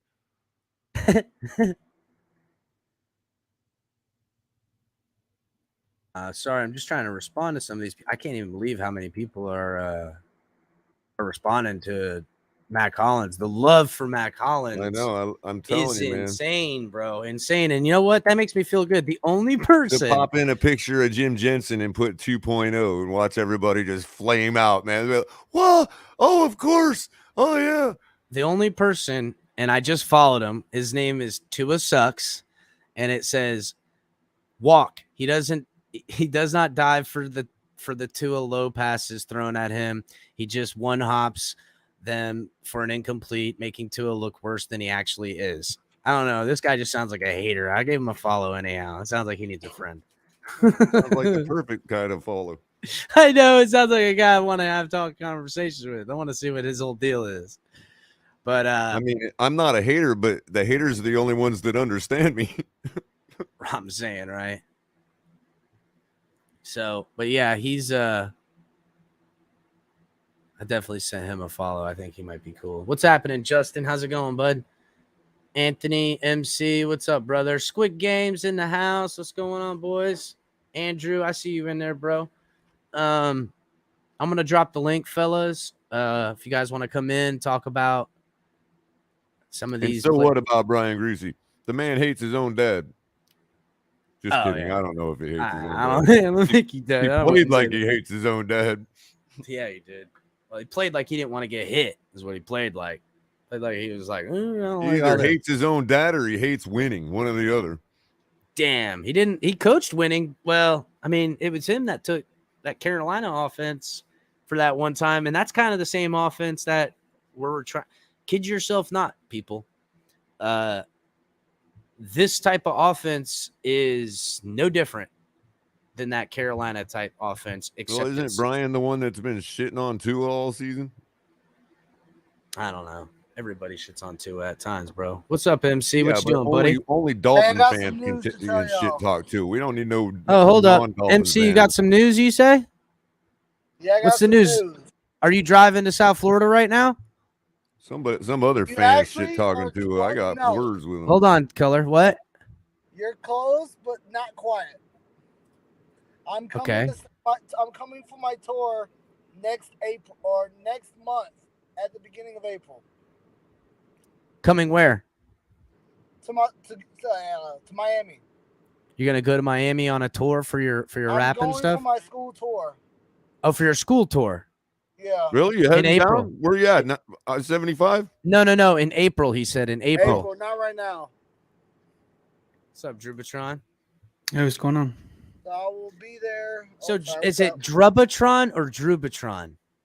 Drubatron. Thank you, bro. I hear everyone calling it Drubatron. I'm like, I don't see Drubatron. I see Drubatron. Yeah, like Drubatron, right? 2 B's would be Drub. Yeah, like what happened was Georgia friend. My Georgia friend, Georgia. What happened was, I started going on Stephen D's show, and he was the one that called me Drub. So then everybody just started calling Drub. All right, brother. All right.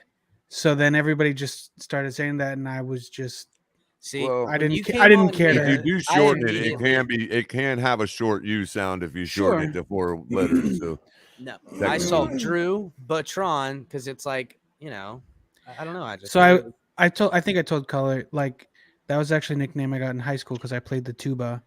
So and my name's Drew. So then they just call me Drewbo. That's what I assumed. I assumed your name was Drew, and that's what it was, Drubatron. So exactly. And then Drub, there's no one named Drub, so that's why I didn't think it was Drub. So I guessed it right along the time. Some people think it's Dr. Uba. So. Ooh, all types. Dr. Uba. I'll take the Dr. Uba. Now at least you got some authority behind you. Dr. Uba. What's happening, Crypto? What'd you think of these defenders potentially sliding to the Dolphins in the first round? What would you think of some of that? Did you get to catch all that? No, I didn't. But I'm all offense. My top 5 picks are going to be wide receivers. Stop it. Oh, you're just trying to push DVP out, ain't you? I see what's going on. No, I yeah, see your, it's I like see your this. hidden agenda. This has My nothing top- to do. Don't kid yourself, Dolphin fans. This has nothing to do with love for Tua. Has nothing to do with weapons for the offense. It has to do with one motive and one motive only: hatred for Devontae Parker. It's hatred for Devontae Parker. This man got to go. I would get rid of him just for you, bro. If I was in Chris, charge of the team, I would. We brought in a sumo wrestler to push Crypto off his square, and we almost got him hanging on the edge. He's like, no, bring in 5 wide receivers. Yep, yeah. He gets a good night's sleep. He comes back all re-energized. Get rid of this bastard. This guy isn't happening, bro. He's gotta go. This guy can't work. I'm up for a promotion for freaking Jason Saunders to be put in the wide receiver room, as long as DVP has got his way out the door. Well, if we get that punter, that covers a wide receiver spot. Bro, doesn't it? listen, I love this punter, but I'm sorry, I can't imagine the Dolphins sitting with a bevy of riches where we can take punters in the 3rd round. I can't see it, guys. It's It's You amazing. know how call that's it- going to happen, Chris? Man, You I know how don't that's want to gonna call happen? it asinine. Make you wonder how we because- got here, right? No, because we're going to have like 5 second-round draft picks, and then that first 3rd round pick is going to be like the 7th overall pick of the draft. So we can afford to get them in the 3rd round. That's how it's going to happen. So you're saying that some way, somehow, we're trading the first draft pick? Is that what you're Yeah, saying? or we're going to use a lot of next year's capital or the following year's Oh my capital. God! to get a You better bunch of get off that second-round next year's picks. capital right now, Crypto. Get off that or next to, year's or to capital. get into a bunch of second-round Listen, picks this year. I hear a lot Also, of we other could pick that punter in platforms. the 3rd round. Good question, Chris. Hold on, Color. Let me get on my soapbox here Sure. real quick. Hold on. Uh-oh. Just Don't drop the soaps. Don't hurt your knees. I know. I need those for flooring and laying wood, boy. So listen, I hear a lot of people talking about trading future assets for weapons on this team. And I get it. That's what the Rams have done. And that's what teams are trending to, trading for players and stuff like that. I'm sorry, guys. We don't have enough definitiveness at the quarterback position to be giving up first round draft picks like that. Can't happen. We can't do it, guys. I know there's a lot of everyone wants to get Ridley and stuff. Wait a minute. Stephen Ross said that Tua is the guy. What are you talking about? Stephen Ross might not be my owner in 2 years, bro. Let's get real. Not wrong. What happens? This Flores thing has gone dark as hell. And that usually indicates some kind of legal shit finna pop up. So Ain't nobody talking about that at all. No, it is not even dark not and no quiet. network at all. Not Dark, even NFL network. Quiet. No, nobody's saying nothing right now. What's happening, Tony? Hey guys, can you hear me? Can you hear me? Yeah. I hear you, buddy. Yeah. Okay, Chris, I want to tamp down your expectations with Lloyd and Nakobe Dean. Let's be realistic. They're going to be in the top 15. They're not going to fall. To be honest, Tony, you're missing the whole concept of it, bud. You're missing the concept. It was all these. If these guys fall, they're too good to pass up. Was the indication that if these guys fall to the Dolphins, that even free agency be damned, you can't say no to talent like this at 29. Is my point. Right. But continue, Tony. I don't mean to cut you off, buddy. okay, but Yeah, you did. the two guys I want you guys to really focus on, they performed at the combine, are Leo Chanel from Wisconsin and Any relation Chad to Muma. Coco Chanel? And who, Tony? And Chad Muma. Chad Muma. Okay, yeah, you've said the Muma before, and I have looked at him. He's really good. But again, this was only my first round, defenders to fall to us. I could see Nakobe Dean actually falling to the Dolphins. I could see him falling. But Chris, you guys both actually just made a point, and Tony came around to you without realizing it. Is he pointed out this other guy, and you're like, yeah, that guy is great. Well, what makes you think that guy is going to fall then? Oh no, Muma should be there. He should be. Well, I'm just saying. What I'm saying is there's a wealth of guys at that position in the draft. You know what I mean? That are equally. Let me clarify. Chanel, before the combine, Chanel was a 4th or 5th round pick. Yes. These guys aren't. These Muma and Chanel are mid-round guys. Right. These are actual positions that we could get in so here. We don't have to. Improving in the combine. Let's go ahead and take a look at that quarterback. Then come on. No, my point of this exercise. My point of this exercise. I mean, this is pre-free agency, so remember, my draft board is going to look different when we sign free agents. If we sign 2 offensive linemen and 2 wide receivers, chances are we're not going to draft an offensive lineman or a wide receiver unless it's somebody really high up on our board that fell to us. Guys, this is my question from real quick, Tony. Hold on a sec, Tony. From my question from earlier, Chris, was how many times in the last zillion years have either the Patriots or the Dolphins traded out their first pick at the reason I asked about the Patriots is because they're usually sitting at about 29 to 32. They are. Have they ever traded out their late first round pick? Actually, they have. Yes, quite often. To go into the early seconds. Yes, okay. That's all I was wondering. So if we could get maybe a second and a third for our 29, then I'd say go for that. I would do that. In fact, Color, there's a lot of there. instances because they were Final 4, Final 5 teams. They're 25th or higher in the draft. They've traded a lot of those late round first picks into the second, getting 2 picks and 2 seconds and like a third. Seconds, that's what I'm talking about doing. But who's the teams? Because a lot of the teams that do that kind of Jacksonville's got 3 picks in the first, I think. It's also going to come down to Tampa Bay has a couple that we seconds. Can get to trade for that pick. Has to the player that they want to get at that spot has to be worth like the price. Yeah, moving up. I mean? Yes, moving up to get them. Yes. I have a question. Which it will not be. Just going to do it for the pick. It's going to be about. Like, we want that guy before. But whoever. Color, you got to realize it's going to be like 6 to 8 players that's going to fall in our laps that other teams want. Right. That's what I'm saying. I have an interesting scenario for you guys. So one of those go ahead, might Tony. Be good hold enough on for a third round too, like a second and a third. Hold on, yes. Color. Go ahead, Tony. I have an interesting scenario for all 4 of you guys. Let's say Sauce Gardner falls to number between Devin Lloyd or Sauce Gardner. Who would you choose? Sauce Gardner is ranked above. I know he is, but Devin Lloyd to me is the missing piece. Defense last year, Devin Lloyd on this defense, we're in the playoffs because the reason why he shuts down that run game early and often.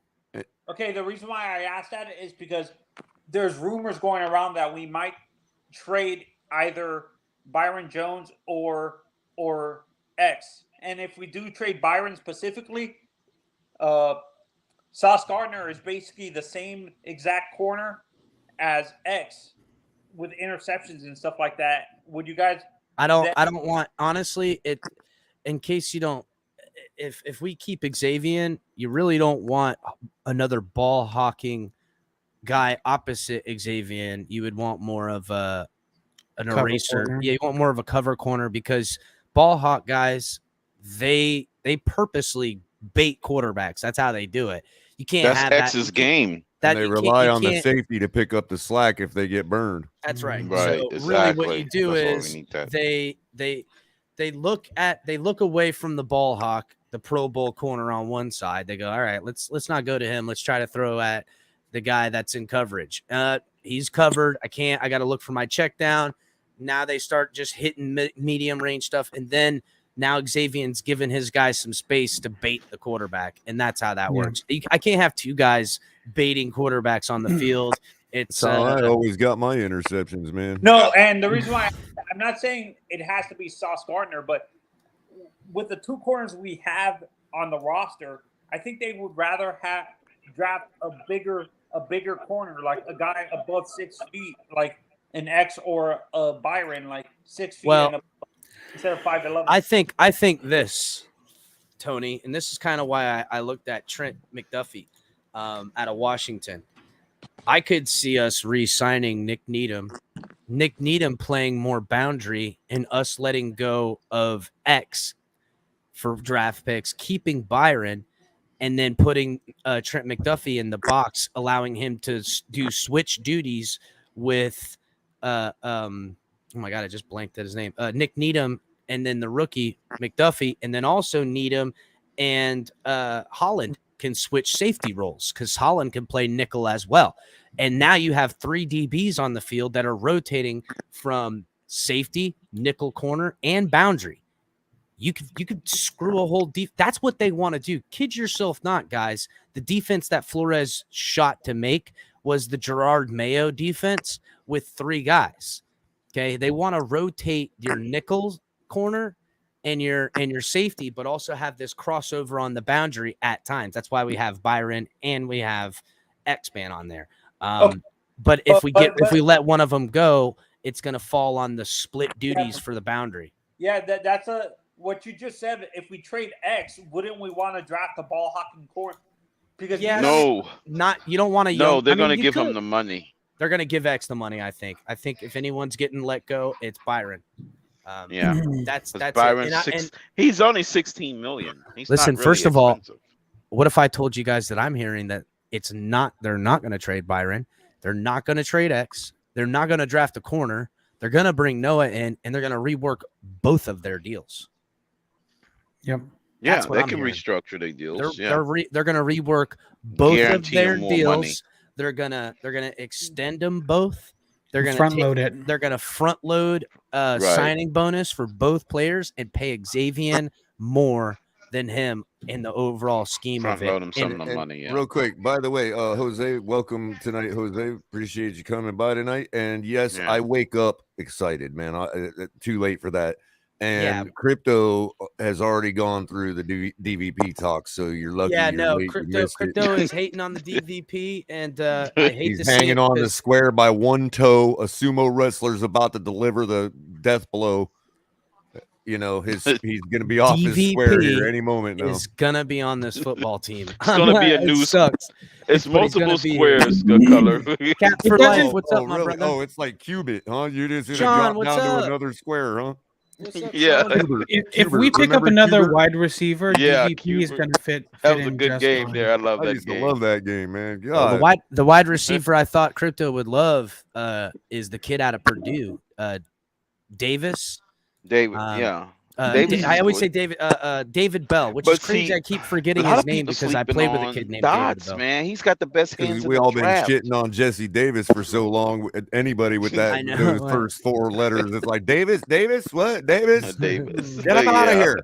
Cap, what's up, my brother? Cap for life. No, Jubatron didn't give us any conspiracies, Jose. He's gonna give us got one some later coming. on. Don't worry. I can see his wheels turning from here because he hasn't heard your report from Ross yet. What's going on, Cap? How you been, brother? I mean, hey, hope you guys are having a good night, man. I feel like if you guys really want to save that money, if you really think that Wilkins is going to get paid top-notch dollar, I mean, wouldn't it be better to franchise him more or less and then just pay Agba? I mean, well, we don't have to franchise him. We could pick up his 5th year. We could pick up Wilkins' 5th year option. We don't have to franchise him. And we could franchise him after that, even if they wanted to keep him another year. Mm-hmm. I don't think they will, though. I think they'll pick up the 5th year option. They'll let him go after that. Yeah, because of Agba and Phillips. Unfortunately, I love Christian Wilkins as a man, but I don't think he's going to stick around. He's not unless he makes like such a crazy leap next year. Like he made a huge leap this past season, right? If he makes like another crazy leap into like we're talking like top 3 defensive linemen, like Mike Collins on the defense, then maybe John, even then I would only say it's better value to trade, bro, because then he can get 2 first-round picks for him. Yeah, Because but $100 million at this defensive point- tackle is not how you win Super No, Bowl. he's gonna have to Sure. get us like 20 plus sacks if he's gonna. Yeah, demand he'd that. have That's to what be I'm Aaron saying. He Donald. turns into Aaron Yeah. Donald. All right. that's where I'm saying If you're the talking- only sense of keeping him, or that he would Yes. stay, that they would Hey, keep him. speaking of, Yeah, he's gonna need Khalil was a 20 sacks this linebacker. season. Khalil was a linebacker or DT.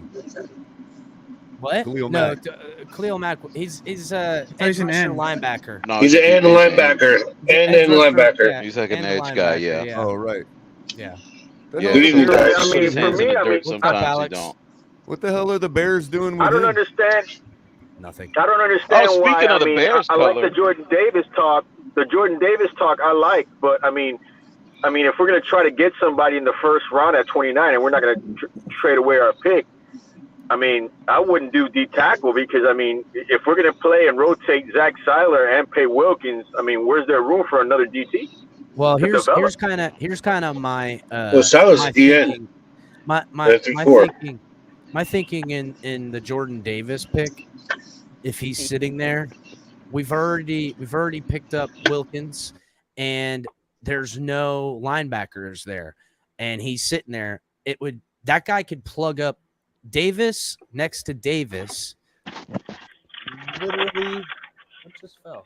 Speaking of the Bears color, we're gonna congratulate. I like to congratulate them on getting Chris Olave because he's a done deal now. After his performance in the Underwear Olympics, I don't see why they won't be picking him to get him with Justin Fields. Mm-hmm.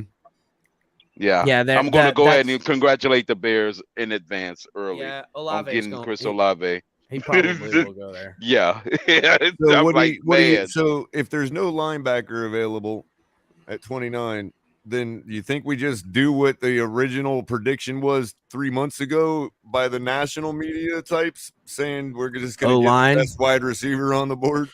I don't think we're going to draft a receiver in the top. Yeah, I don't think we're going to draft a receiver in the first round at all. I think we're going. I mean, I'm just saying that's been the word Alexander, no way. for months ago. That's Especially like if the they- original That's been the instinct going that trend. everybody had. If they pick up Amari Cooper or they pick up a veteran wide receiver, there's no way, because now you just got way too many mouths to feed between Waddle, whoever you bring in, and potentially DVP. Yeah, but we've been starved. But for, Jubatron, we got the Mr. Spread Your Wealth at quarterback here. we've also we been got Tua starved for a long Tagovailoa, time to Jubatron. find those He's really Mr. gifted Spread the receivers. Wealth. So He's it, used to it that. doesn't mean they're all going to make it through training camp, Rubatron. You know what I mean? Hey, spread the wealth here. Crypto, are you kidding Tua me? Tagovailoa, spread the wealth. Tua is the best at spreading the wealth. He is Mr. Spread the wealth.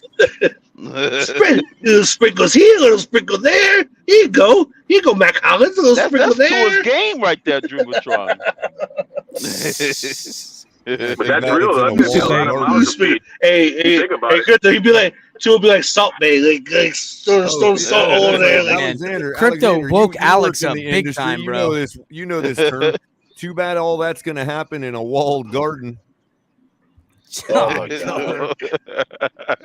Well, the reason why I'm actually out right now trying to get some Popeyes because Uber Eats fucked up my order, Damn. so I had to come back out and come back and Damn, get got it. dirty, I bro. better eat some spinach and show How the them. hell Better they leave a mess up review. with Show them who Popeyes? I got a really bag. is. I got a bag of fresh kale if you want it. Alexander, what's the order? What's the Popeyes Yeah, order? well, how'd they Let us mess know. up Popeyes, bro? What's the order? Well, there was a chicken sandwich missing. There was also 2 biscuits missing. There was a cookie and an apple pie missing. Hey, you know the driver ate Damn. that shit. You know the driver ate that That's shit like on Oh, the the way to you your whole house. know that Yeah, he driver's did. got I that, don't- bro. Man got the munchies. Ate it. Mhm. He ate Guaranteed. that on the way. That's messed up. Listen, That's why those you know. That's biscuits why are they hard to let started go. putting. That's why they started putting tape on the bags. That's violation, These man. I just came drivers from were Wendy's. eating. Yeah, they We're supposed to eating put tape stuff. on the bag. Yeah. All right. So back to what I was saying though. If Jordan Davis was picked up and they already signed Christian Wilkins, you just hang on to Christian Wilkins for the first few weeks. You get him turned up. His numbers are skyrocketing. And before the trade deadline, you trade him to a team that needs defensive help. Get a first round and some more. Chris Greer loves himself a little bit of shakedowns. And so to me, Let's go. that's call how Green that's Bay how up. that's how well Green Bay ain't gonna have the money to pay him. Yeah. And that's Green Bay, that's they can't that's pay the anybody. thing. They're gonna he's gonna Well, need to go to a team Cincinnati's that's got gonna, money. Cincinnati's got a lot of would be money. They got as much as perfect we team. got. Cincinnati be a good team. They got what's his name? Hickinson. Yeah, and they got Wilson, so they got a good They front got seven. two good so. quarterbacks in Cincinnati too. Yeah. One at the pro level and one in the combine. one of the combine. But it's killing it, bro. Killing it. Just look at the highlights, bro. I mean, the kid's got it, man. So I mean, yeah, are we in agreement? Are we in agreement? What linebacker? I feel I like linebacker at 29. If we're gonna keep 29. Well, listen. If Devin Lloyd is If there, we don't that's get a my wide receiver, that's my that's dream. my pick. If they work out things with Agba, X, and Xavier, or excuse me, Jones is sticking around, and we're gonna run it back with this defense. And Mike McDaniel kind of said that. That's what he said. Pretty much. I expect a massive overhaul on offense. I expect very few guys to come back on offense, and I expect almost everybody to come back on defense unless they can't get things worked out with Xavier. What's up, guys? And Listen, we need a liquidation sale. The other liquidation sale on offense. On offense, they're just not going to re-sign a lot of people, bro. They're just not going to bring them back. That's what it is. A lot of these guys are done for anyhow. This was done by design by Chris Greer, and they had every intent to sink assets on defense early and often and work it out and build a great defense and then stow all this money away and go balls deep on the wallet on offense. And that's what they're going to do. So I expect a lot of movement. That's why I wouldn't draft a wide receiver. We don't know. We don't know. You don't know that. If they don't pick one up in the free agency, they got to draft one. We're still waiting on free agency, but this is this is with some assumptions. We'll know and Sunday some guys night. Falling. Pretty but much. Let's be real, guys. Let's be real. If we really want to contend and try to do something and make some noise and prove to the fan base you really want to go in, I mean, wouldn't you want a receiver that's stout and ready to go already, as opposed to developing another one? So, all right, guys. There's no developing receivers no more. These guys coming out balling. I agree with you. Especially in their first rounds. Wide receivers. It ain't like it is back in the day. I really look forward to them getting Minchie. Minchie's the guy I really look forward to. They coming in already ready. I think they're going to target Minchie in the second round. And if they trade out of the first round, I think it's to get Minchie in the second. And have and move it around. Continuity, the learning curve is not that steep as it used to be at that Sorry, guys. I had a call from the wifey. My wifey was wondering where the food was at, too. Damn, because, I mean, it's late, too, bro. And it's late, too. It's mad late. Yeah, it's too late to be waiting on Popeyes and then having a drive to Popeyes, too. Hey, Thanks a lot. If I was eating Popeyes at this time, it'd be a long night, man. Well, it all depends on what you got from Popeye. Sheesh. No way. So I got little kids, man. I know what the sheesh is, bro. You got to do what Peyton Manning and Reggie Wayne used to do. Go in there all season and start working like crazy. So, all right, wide guys. receiver and quarterback got to do what Wayne and Manning used to do. Work on your craft in the off season. Then the learning curve won't be that steep. Well, guys, expect to see the videos abundant coming out about all these guys on, TikTok, on Twitter. They're going to be doing workouts. All these top prospects are going to be doing drills, stuff like that. It's going to be plenty of content for guys that we're going to be looking at. But here, an article came out from Omar Kelly about 5 hours ago. So everybody put your mics on mute, if you will, and I'm going to read this article. It's very simple. It's just something, an overlook of the roster. Nothing we don't already know, just something in perspective, a little bit of a chart almost, we'll say. So Omar Kelly says Miami Dolphins possess the most salary cap in the NFL with $63.3 million. And that is before purging the roster to create even more spending power if they so desire. The biggest question is whether Miami has plans to bid big or bargain shop, or in the first year of Mike McDaniel's tenure, hold on to the money. So the Dolphins typically wait until the second season under a new head coach to charge up Stephen Ross's credit card, and that is the truth. Usually the first season is already you're carrying a lot of the holdover from the last season because there's guys that have already been brought in towards the end of whatever GM was about to lose his job and make it work, or coach is about to lose his job and he's like, I need this guy to make it work. Go get me her. But that's not what happened during the Flores administration, like he's a fucking president. During the Flores tenure, Half of them use the word regime, so it's I know even worse, it's the same. I know regime. Come on, like he's a freaking dictator or something. No, but they do it. That's not exclusive to Flores. I know. No. They mean it to everybody. It's an odd term to use for a head coach. Because I'll tell you what, guys. Right now on the Dolphins, there's 28 coaches. So Mike McDaniel is the head coach, but there's 28 coaches. This ain't like in the 90s when you got 7 coaches, 10 coaches, 12 coaches, no, with the strengths and conditioning guys, they almost have 30 guys. Anyhow, right now we're more like a duopoly. Yeah. Anyhow, so the Flores regime lives on. Typically these guys don't come into a new regime with this kind of money. And it also, they usually wait till the second season to spend.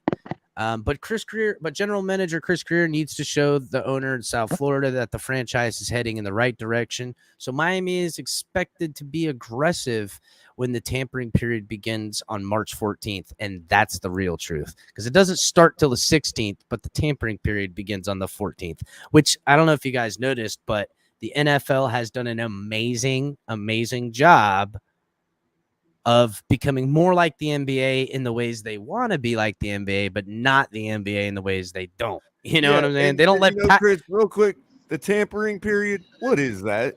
It is the dumbest shit I've ever heard in my life. The thing of it is, though, it makes the yacht incident like that much even worse. The most hypocritical shit I've ever seen. It's the most hypocritical. Here's the thing: it's like, imagine if the government said, "Hey, for 3 days, everybody can smuggle as much drugs as they want into the country."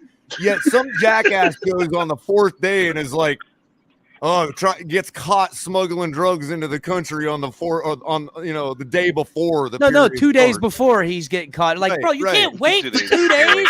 2 days. They've given it. The purge. It's like the purge. The guy's a millionaire. Scott Weiland, the guy's a millionaire. Can't pay somebody to go buy his drugs for him. Gets caught driving down the road with him. Well, that's when you know you got a real drug problem. Yeah, so exactly. Anyhow, guys, back to football. I mean, color over here with the insanity. No, you're good, buddy. You're good. Here's a look. Oh my. Here's a look at the projection of the Dolphins depth chart minus free agents, which examines each unit's strength and weakness and dissects the need as free agency is upon us and the draft coming as well. Number 1 starts out with our quarterback position. We have Chris Strevler. Miami will spend the 3rd season investing into Tua Tagovailoa, the 5th pick in the 2020 draft. He can establish himself as a franchise quarterback. Yada yada yada yada yada. Brissett is gonzo. They're going to spend the money that they're going to spend. Tua's already made the money for this year. So even if they traded Tua, we have already on the hook and paid him. It is dead cap if we traded Tua, just to let everybody know. Strever, I believe they signed him for his league minimum guaranteed. They'll probably bring in a camp body, or maybe they pick someone up in the later rounds that they think has, something that they like, that they think they can develop. We haven't seen an offensive-minded coach in here for a while, but if you guys remember, Adam Gase picked up some quarterbacks late. What was the dude from Florida that he picked up? Never did anything with him, but he was born he didn't go to Florida. I think he went to like New Mexico State, but he was born in Florida. Anyhow, next position is running backs. Myles Gaskin, Sylvan Ahmed, Jared Dokes. And I know a lot of people are off on Sylvan Ahmed. I think he's going to stick around, honestly, because if you guys think about it, right now he's dirt cheap. You can pay him. He's a free agent, unrestricted free agent, if I recall correct. Or actually, I think he's a restricted free agent. I think they have him in a restricted free agency right now. And so the Dolphins have rights to him to sign him first. But I think he's only 23. He's super young. He's got speed on him, and he's got miles on him. They get him dirt cheap, sign him to a 1 year minimum, probably 1.1 or something like that, or even less. Guaranteed 1.1. He could probably make 1.3. I think Salvon Ahmed sticks around. I would. They're not going to get rid of Myles Gaskin, so we'll see. But here's what Omar Kelly says. He says Gaskin, Ahmed, Dokes are all decent backups, but the Dolphins would benefit from adding a tailback who could serve as the rushing attack bell cow, finding a runner with jump cut style that could benefit from the new scheme Miami is installing. Philip Lindsay, who thrived in the zone scheme during his Pro Bowl days in Denver, and Duke Johnson each fit the mold. Both are free agents who likely seeing something more than a minimum salary contract. It's possible that we'll resign them. I think we're going to resign both these guys, dude. And outside of the Dolphins making a splash and going and getting Saquon Barkley, which I don't think that that's a bad idea, if they went and somehow figured out how to steal Saquon Barkley for a 3rd round pick, because we got 2 of them, and something else, maybe a 3rd and a 5th. I would like to see what Saquon's got. What do you guys think? What do you guys think about bringing Saquon in for a 3rd and a later round, 3rd and a 6th, 3rd and a 5th? What do you guys think? I think that's actually. I mean, I wouldn't probably give him no more than a 4th and a 6th. You know, it's going to cost more than that. Think he could be a bell cow, but I mean, yeah, he could probably help. Maybe a 4th and I can imagine a 6th him and Duke as a 7th. 1-2 punch. With Lindsay backing it up on 3rd downs. Listen, if you want to know whether or not we should get Saquon, go to my YouTube channel and watch the sim that I did. The man was injured for. You probably set him up as like a starter, as like a RB1 and all that. I don't want Saquon. I'm saying if McDaniel is clever enough, and we got let me ask you this, guys. Well, real quick, we got Saquon and Duke, and the reason I relegate Philip Lindsay to 3rd downs is because that's the down we're going to need the most blocking out of our running back on, and he's quite gifted in blocking. So, I mean, a 1-2 punch with Saquon and Duke, both hard-hitting runners, both with just about enough left in the gas tank to put together a year between the 2 of them. And so Philip Lindsay to go on 3rd down with whoever else in the flat, like if we keep Gaskin or somebody like that, Salvon Ahmed, whoever, you know. It would only come down to what it costs for Saquon for me, because again, I don't. You know, I've heard people say a 2nd rounder. I ain't giving up a fucking second. Chris, everything I just said was hinged on that. Was hinged on the cost. Absolutely. I ain't giving up no 2nd rounder for Saquon. You're out of your damn mind. Yeah, he's been injured way too much. A cheap flyer on the guy. I think it could work. You give him up for like a 3rd and a 6th. I'm game, or a 3rd and a 5th even. I'm game to see what's on there. But we already know that the Dolphins aren't gonna spend money on him. I expect them to draft somebody. I know a lot of people are looking at they'll take one in the 1st round. That ain't happening, guys.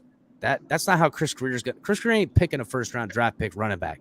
That's just not. We're gonna dump a load on somebody. It better be during. That is not happening. What, Alex? Chris, it's funny you mentioned that, because I think you should wait at least 1 more year to draft a running back, because.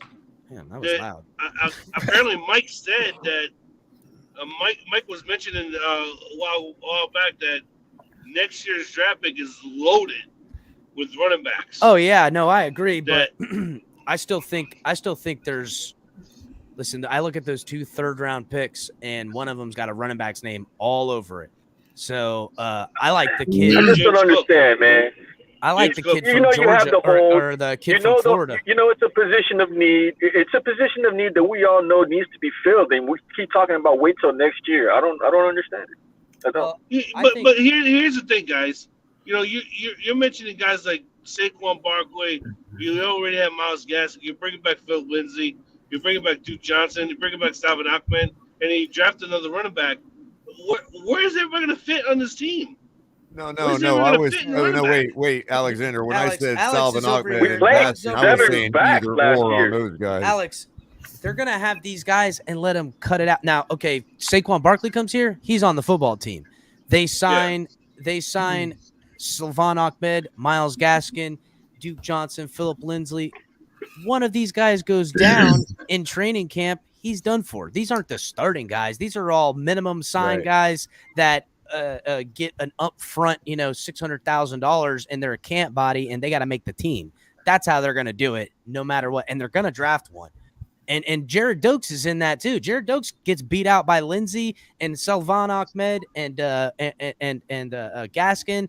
He's gone. He's not going to make the team. It's going to be. No one has the job. It's going to be even Saquon Barkley in this scenario doesn't have the job.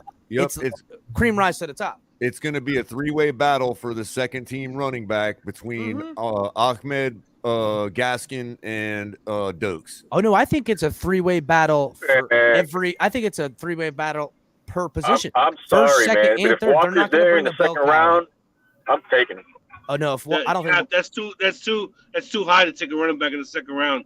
You have to pass on a running back in the second round. You can't take one that high. I'm not falling for that one. I understand the first round, but no, if he's there in the second, you take him. Yeah, I kind of think so too. Yeah. I think if he's there sitting there with that second pick, And I then- wouldn't and mind then taking it doesn't it. matter. I don't see that happening though. You move off of Saquon altogether. I still don't see that happening because again, I just read off 5 defensive guys that one of them could slide. If they end up going defense in the first, they're going to grab another offensive lineman in the second. And I don't know about you guys, but I like the offensive lineman they take in the second way more than in the first. So I don't know. one of these about O-linemen taking could off. That's slide. still too high. Chris, one thing I wanted to say about that article. You have so many high picks in that O line already. I know, but that's why in the second it would be okay. In the second it would be okay. Again, It's becoming clear to me what Greer's plan is going with Tua, though. What's that color? Or What is it? or what What you is- do hold like on, as you Alex, defend. what is it? What was What that? is it, Because color? It doesn't matter at this point. Everything, as far as the fans' thoughts on Tua, it's up to Tua. So we've already got what we got, which we know that if we just add more to it, that given Tua plays exactly how he did this year, that's going to at least gain a couple games. He's building the team despite the quarterback. Oh yeah, So no, it's going this to is be a matter of, like you said the other facilitation night, offense. it's going to be a matter of whoever wants to step up to the plate. If Tua wants to do it, then do it. Well, I think. All right. I think it was Colorado State. I was watching some Colorado State because I was watching that tight end. I was watching Central Michigan. I've been watching film on a lot of guys, so I'm going to start making my draft board here once free agency gets clicking, because I'm gonna start making my top prospects in per position and stuff. Because I don't want to make it for football central. I'm trying to make it more Dolphin central, what I think we should target. And I'm trying to keep a little bit of perspective here because I got to realize where our picks are and where we might need to go after guys and project it. Like last year, I projected us to get Waddle and Phillips in the first round, and that's exactly what happened. And you can ask Brandon the bookie. I said, listen, I want Phillips if he's there with our second first-round pick, and I don't give a shit. Take Waddle with the third, and he was able to do some maneuverability and still got Waddle. Those were my 2 picks. I love those 2 picks. That's enough right there. But anyhow, what were you going to say something, MC? No. Okay. So I think it's going to be exactly what they said. And that's a big difference between this. It's weird because we have changed coaches and we've changed a couple of coaches in the back, but it's all the same front office people. And while Flores was around, everything was all lock and key, quiet away. Now it's, they're being in a lawsuit right now about doing things behind closed doors. They're like, no, we do everything. We do everything out in the open around here, and so they're pretty candid. And Mike McDaniel, Chris Greer, they've all kind of said more ways than one about the running game that they're sticking to the plan. It's going to be running back by committee. I have a quote around here from Mike McDaniel somewhere. Hold on, let me find it real quick. Whatever, I'll find it later. But essentially, he says that mid-rounds, undrafted guys, free agent pickups, there's a lot of ways to build the running back room. So we could see a trade for Saquon Barkley. I think it's all about selling price and the asking price, really. But I would imagine that maybe if Walker is there in the second round, maybe they will go for it. But I don't see this team valuing it. I think they'd go, hey, if Walker's there in the second, then imagine who's going to be there in the third. Maybe Spiller is in the third. And I like Spiller a lot. Yeah. I do too. Maybe they take Spiller in the third. So The boy popped off in the sim. Spiller's pretty good. And he's got what they're looking for, that Lindsey thing where it's the one cut change direction. And that's what you need in his zone blocking, because these guys are going to get out in front. They're going to try to get to the second level. They're trying to get hats on the linebackers.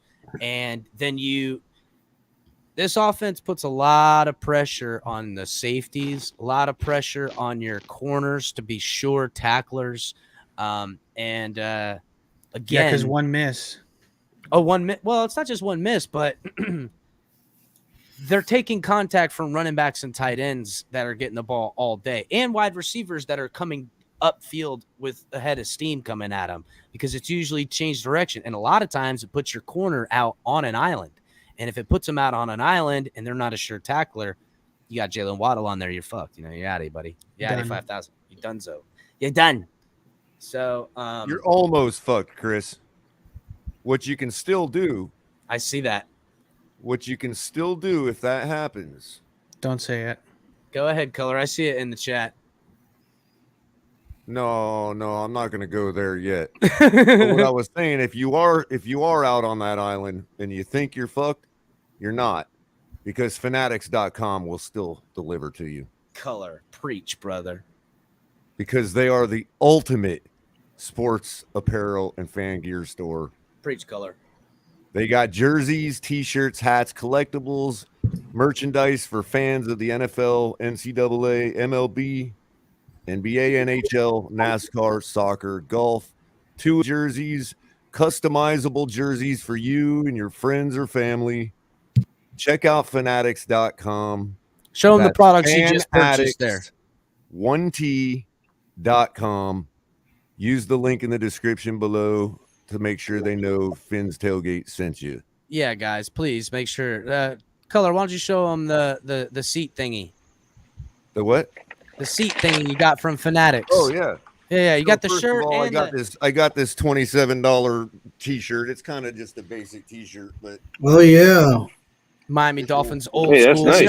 Cool. It's a throwback too. Recliner cover, right? Oh, that is nice. My office chair is like a quasi recliner. It doesn't fit it all the way, but it fits it good enough for its purposes. Man, I got a hold of Fanatics. Yep. Custom.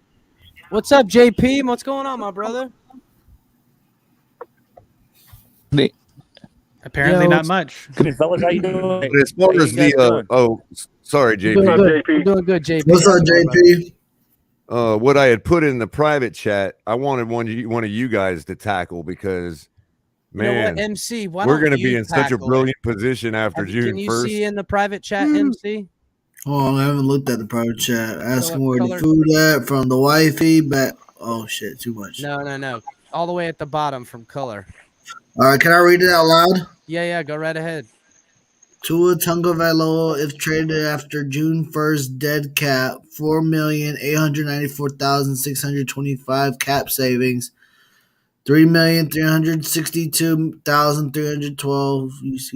You see Greer's gambit now. Sorry, guys, I'm tired of shit. If we trade Tua Tagovailoa after June 1st, we only lose about $1.5 million. So what am I tackling again? So You're what's the basically, point? MC just said that it would be a smart financial position if the Dolphins were to trade after June 1st. Was that what I was hearing, or before? No, but if it came down to the need to, we could. Yes. Or let's say if something came across the way that was such a sure thing, we could wrap that $1.5 million that we'd burn from Tua in a trade of some kind. Or Color, I don't know if $1.5 million is really worth the moving around on a quarterback, but I get it. I'm just saying. I know. You're such a hater, Color. $1.5 million This is what the commentary. Another quarterback, if one came around that was elite. You know what I mean?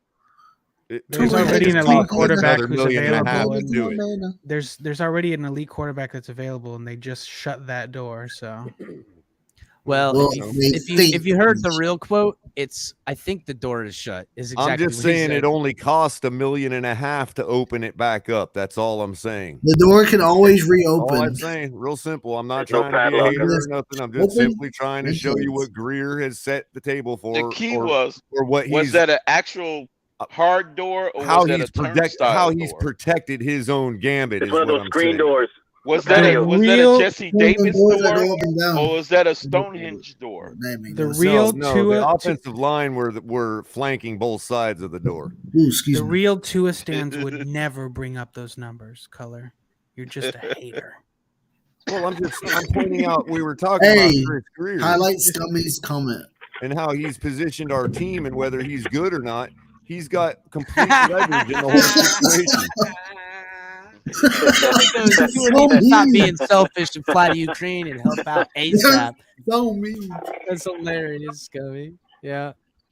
ABAB says he's over there right now fighting Russians on his off season. Well, you know what? If Tua's over there with a freaking gat in his hand taking care of business, then you know what? Quarterback one all day, bro. He's taking out Russians with golf balls. Listen, guys. Kicking them right in Tua, the head. He's throwing darts. Tua's here to drink chalky milk and to bust some Russians, and he's all out of chalky milk. Bust down, Tatiana. Bust down. So, all right, we've gotten off kilter, guys. Oh, wait. What's We up? got to address something before we forget. What's that? My new camera, because it looks so good. It does look good. Unbelievable coincidence of what that? Jalen Waddle looks like with his haircut. Oh, he got a haircut? Yeah, you didn't see. Yeah, you guys didn't see Jalen Waddle. That's Jalen Hurts' Can double. you put it on the camera? Dude, Put it he on the looks whole exactly like Jalen Hurts. And they Put it both up, are put it up, named put it up. Jalen. Put it up. What the hell Can you is put that it on the shit? thing? Hold on, let me see if I can pull it up. Put a Yeah. Jalen Hurts and a Jalen Waddle right, like a Side by photo. side. Yeah, the Jalen Yeah, is the Photoshop. different, but Jalen damn. Hurts? He cut Jalen off his Hurts. dreads? He cut his dreads off. No! Did Uh-oh. That's what you know. Said He's they getting said serious. it's like it was slowing him You down. don't when look he on was running. Floridian no more. Show just the picture. Don't show a side by He's side trying to- yet. Just show he's just trying to get Jalen the, Waddle. Man, I that was gotta at least find 2 or 3 aerodynamics. pounds. He got rid of 2 or 3 pounds. He's good. Wow, I'm dead. Uh-oh, so he should be running a sub 4.2 then. Oh yeah. I'm asleep. You know what else too is that air is going to come through the ear hole of his helmet and the open spaces and cool off his head. So much nicer, man. I know how it was. Yeah, like but now after he's not a shaving, real getting the first Floridian shave, now. putting a All helmet right, on. guys, I It got was it. He's right. And this is He fit in this is before. courtesy, guys. This is courtesy of Dolphins Talk. Shout out Dolphins Talk having Big E come on the show. Dolphins Talk has actually a video on their website for Jalen when he took his dreads to no dreads. So shout out Wow. Dolphins Talk. Check it out, I've boys. never seen Jalen Waddle with no. Oh, All God. right, here we go. Hold on, let's pull it up. Oh, what the? Oh man, he's losing his superpowers. I wonder what barber Yes. he went to. Look, tell me that don't look just like I don't see Jalen that. Hurts. Oh Can't no, see it it. froze. It's not. It's frozen. rough. Froze, I can't it see froze. nothing. Yeah, it's a. Hold on, let me try it again, boys. Let me try it again. Can you guys see it now? No. No, Nope, Okay, You have to absolutely. hit the play nothing. button. Oh, they show him on hold the chair. That's Oh, it. you know what? It's because it opened up another link. Hold on. It changed. It opened it up in Instagram because it's Instagram. Hey, get the Hold quote on. right, AB. I think it's, but the haters understand what I'm saying. It opened up in my Instagram. I'll go back because- and watch the replay tonight. Don't worry. You guys ready? Tractor color. I'm ready. Too jamming too. Look, just like Jalen Hurts. No! Look at Jalen Hurts. Oh, Wow, it's Man. clean. It's clean though, but Clean of cut. course it's holy clean. name, Jalen. No. Jalen, you Unbelievable. done messed up. Yep. What was Wow. that? Crypto. Who was it that lost their power when they cut their hair in the Bible? Was it Samson? Samson. Samson. Yep. Samson's power That was derived Samson. from his hair. And Exactly. when the hookers, it was hookers that cut his hair, wasn't it? All over. Yeah. It was hookers that cut his hair. All those concubines cut his hair. Now you guys know. Now we're Those but you know crazy what? hookers. Maybe it makes him more aerodynamic. Get real quick. It's definitely going to be cooler on his I mean, head. Yeah, I bet you that's why he cut it. I bet you. If he gets hit, you want some more cushion around that noggin at the same time. You know what you want. Well, maybe that's why Samson got destroyed, because back then that would have been like a helmet, and they didn't wear helmets, so they cut his hair and he cracked his head on something. So, do you guys remember the last time a Dolphin? Scummy says Samson Satelli. I remember Samson Satelli, the freaking guy. Hold on, the guys. center. Do you remember what happened the last time a Dolphins player cut his dreads? We won the Super Bowl.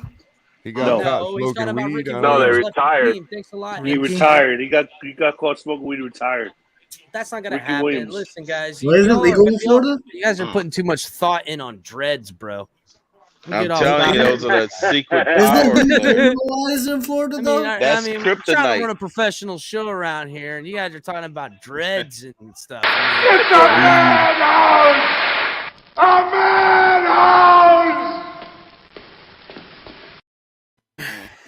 Oh my God, you got Planet of the Apes on there. What the heck? Oh man. That's right, bro. That's All right, so guys. bad. So That's funny. again, back to what we were talking about, going position by position, trying to look at, because the Dolphins have, like I said, they got 63.3 million. I expect. Look, some I of know these what we're people gonna do, to Chris. cut. I know exactly what we're gonna do. Oh Here's shit! what's gonna Alex happen. knows. 61.8 million if we get another They're gonna go quarterback. get Melvin Gordon, and they're gonna go trade for Saquon Barkley, and we're gonna have a backfield. Well, of if they go get Melvin and Gordon, Saquon I ain't gonna be Barkley. happy about that. Man. They're gonna have a Why did you backfield of Saquon Barkley and Melvin Gordon. No, stop. There you go. And Miles Gaskin. Yeah. Stop it. Hey, they spiked your Popeyes. What's up, Finlay? Hey, That's kind of. I actually, Where are I you eating have them Popeyes? on my Madden team. I have them on my Madden team. How are you saving money with that though? The AT&T paying them good. Not with gas prices. You ain't saving nothing, bro. No, man, you're not. AT&T. Wait, hold on. You're eating Popeyes right now? I'm just eating Yeah, apple you weren't pie. on when he went. He had the whole. Yeah, Popeye bro. All right, debacle. listen. Where you Enough been? Popeyes talk. Popeyes It's don't like talk on the show. midnight. How are you? Somebody How, got AOL. what Popeyes open Somebody at hit the midnight? dial-up What modem. the hell Come is on, that move P on. word What ever was done that? for us, man? All right, so What kind wide of Popeyes receiving open at corpse. 12? I'm sorry. All right, Crazy? wide receiving corpse, boys. Right now, we have Jalen Waddle, Lynn Bowden Jr., Alan Hearns, which is going to be cut. They've got Cody Oh my God, Core. I forgot he was who- on the team. I don't even know who the hell Cody Core is. I'll have to do a little bit on that. River Devontae Craycraft. Dedmon Third string. and River Craycraft, and then Crypto's favorite, Devontae Parker. So let me read this up here real quick. Ray McCrowd. I don't know who the hell that is. So That's what I'm saying, man. This got free agent written all over it, man. I wouldn't want to drop another rookie. The wide man. receiver group's getting free agents. I mean, outside of Waddle, DVP, Lynn Bowden, and probably River Craycraft that they just got, everyone else is gone. Alan Hearns is gone. Cody Core, Devontae Dedmon. These guys aren't going to make it. These are camp bodies. It says right here in Preston the ain't on there? article. Who? Preston Williams. Oh, He ain't Preston's on a free agent. No, Preston Williams is a free agent. So here, let me read Yeah, this man. article, guys. I Let me read think this they article. differ about River Craycraft. So Waddle set an NFL record, his a NFL and franchise rookie record in 2021, establishing himself as one of the league's brightest young stars last season. But he was the only member of the unit that had a decent amount of success. Parker struggled with injuries all season, which explains why he only caught 40 passes. That sounds about right, guys. 40 passes, 515 yards, and only 2 touchdowns. Alan Hearns spent his second straight season out of football on IR because of a broken finger. I didn't know that. Jesus. Alan, a lot of broken fingers around here in the Dolphins. Lynn Bowden sat out last season What because happens of when you take your eye off the ball? It's because Tua throws too hard. Because of medical concerns, but he could be impactful if he can learn the new offense and be in a respectable pace.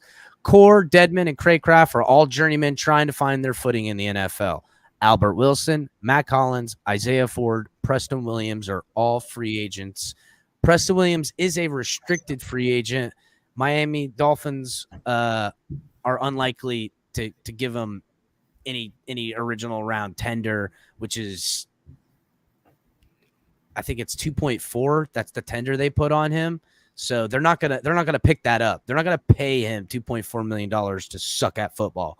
So they'll probably let him walk. They do own the rights at 2.4 on Preston. They're not gonna pick that up. So I expect this team to take Matt Collins.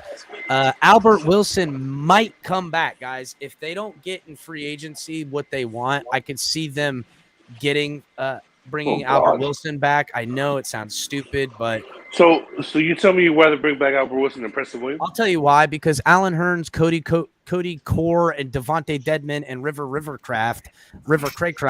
These are guys that, you know, to me, all of those guys put together might have potential to be okay. Albert Wilson, I think he would take cheap money, and he ain't going nowhere.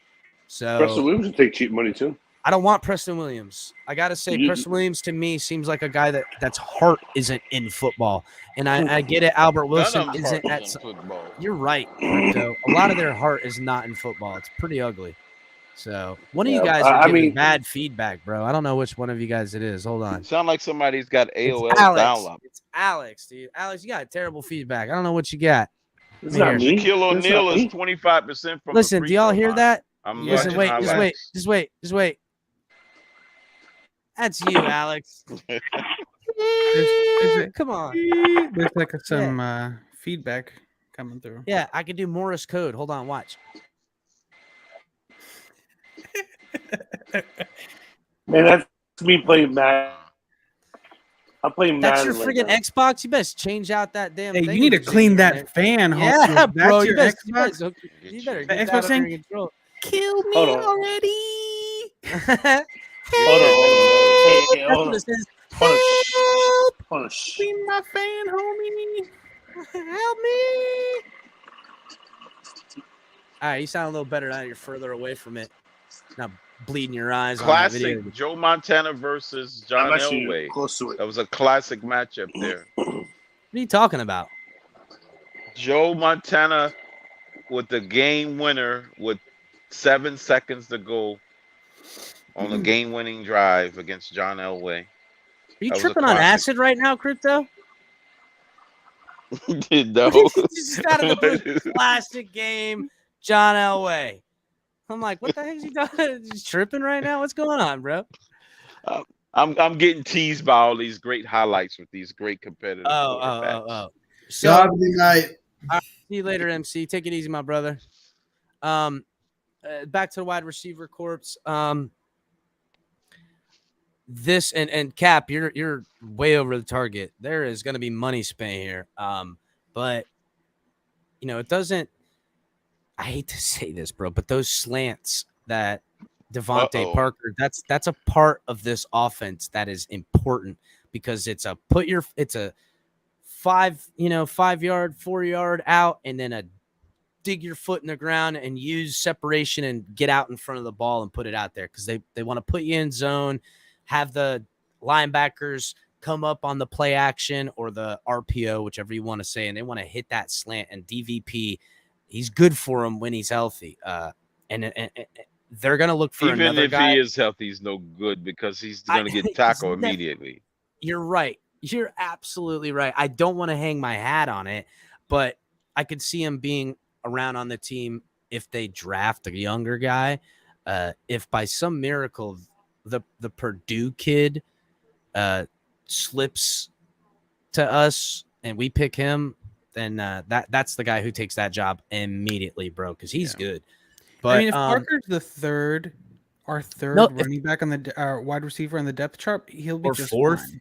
If Matt Collins and Devontae Parker are rotating in with, God willing, they go get like Amari Cooper and Jalen Waddle, and I don't know. We need more weapons on the offensive side of the ball with the wide receiver unit. It's got to happen, guys. They need more weapons. Getting one guy. If you go out and you get an Amari Cooper, I think that's all But you need. I Amari's, don't think you need. yeah, but Amari's been injured too. So all these wide receivers. Yeah, but the trainers here is no good. This is look. I know you need somebody. You need an Iron Man at that position. I'm gonna get off for the night. You guys have a great take it night. easy, Alex. All right, Alex. Later, my brother. Take care, guys. Bless you and your family, bud. Thanks, man. You too. Lynn Elliott just banged one out the back of the end zone, so the Broncos have to go the distance. Oh no! Are you watching? He's watching a replay from the friggin' 90s, throwbacks, early 90s. So, Shannon Sharp is dropping passes. This is kind of why I could see either Albert Wilson or Preston Williams coming back. I think more so Albert Wilson because he's a scheme fit for this type of offense, and he can actually catch the ball. And I feel that in some ways he's underutilized, and he's also very friendly with Tua. And so they might want to keep him around because of that. Finn Life Dog says Cody Core looks all right. I'll have to look a little bit more on the Cody Core. I don't know enough about him, I'll be honest, but there is some guys out there that I like in free agency. We've spoken about him before. I would love to get like Crowder in here. That guy fits the offense pretty good from the Jets. Lynn Bowden. Is he? How much money does he want? Like $8 million? I think we can get him for like $8 million. Yeah, I think we can sign him to like a 4-year, $36 million, something like that, guaranteed with some incentives. It could be all the way up to like 42. So he's like making like over 10 a year. With good incentives. ABAB says Lynn Bowden's not a starter. I disagree, ABAB. I think Lynn Bowden is going to be a featured weapon in this offense next year. I think you forget because he was off injured last year and he elected to do some surgeries is pretty much what he did. He had some nagging injuries on his knees, if I recall correctly, that he elected to have surgery for. But Lynn Bowden, he's got that thing that not a lot of people have. The ability to make the first guy miss. Guy's got him dead to rights, mano a mano, gets hands on him, some way, somehow, he takes a step and he's gone. I don't know. So, I honestly, AB, what position do I think he's going to play? He's going to play wide receiver and running back. I think he's going to be him and Jalen Waddle are going to play the same position opposite of each other. You're not going to know which one's lined up in the backfield coming across. They could be spread out wide and then come into formation and back. They're going to look like how this offense is going to look. It's going to be confusing, and you're not going to know. Go watch Colorado State. I know it sounds stupid to say that, but that RPO zone blocking scheme that Colorado State runs is something that North Carolina run a lot of that in college. They do, but it's more of the heave-ho in North Carolina too. So, and it's the real West Coast offense they need to run is what the 49ers ran back when Montana was the quarterback. That's exactly what they're trying to run, bro. What do you mean? That's what they're trying to do. That's what they need to do. They're trying to need do wide it receivers with more tight end, not fullback. Position. It's more tight end, not fullback. They only had one staple fullback, and that was it. The rest of them was Roger Craig and Brent Jones and this is kind of Taylor. Where's our Jerry Rice? Those are the personnel and the skill set you need to be emulating. Because remember, we already got the quarterback. Steve Young is already at the helm right now. So who's the other guys? They're left-handed Steve Young, or excuse me, who was on the other side of the ball? John Taylor, was it? Crypto? Yeah, John Taylor. Who's going to be the John Taylor of this offense? We got Jerry Rice. I think Preston. Who's going to be? Where's our Tom Rathman? Devontae Parker is the John Taylor. Oh no way. That's what they told me. He would never even dream about taking a 3-yard slant, 92 yards for a touchdown in the Super Bowl. But I have a direct line to Chris Greer, and although you might not know this, Chris Greer actually has the real control over this team because Stephen Ross got the feds on his ass right now. And Chris Greer told me that he's keeping Devontae Parker. Chris Greer is selling you a bunch of wolf tickets is what he's selling you right now. Listen, I don't care. I'm telling you, Chris Greer told me. So, all right, let's move on to tight ends, because the tight end position is a very important position in this offense. And now with the NFL being COVID protocol list, which we beat COVID, guys, NFL said so. So Adam Shaheen, Hunter Long, Ethan Carter, and now that fullback / tight end / he was a quarterback at one point in time in college, John Lovett. Adam Shaheen is actually, I think Adam Shaheen's going to do good in this offense. This is the perfect offense for Adam Shaheen. He could be the Kittle type guy, and I know it's a stupid thing to say because he's not, but as a tight end that has good hands, that can block and What still about move. Smythe? So Smythe this can get I'm down going to the read. field. I'm going to read the article. These are the guys that are on the team today. Okay, so Adam Shaheen, Hunter Long, Ethan Carter, and fullback John Lovett.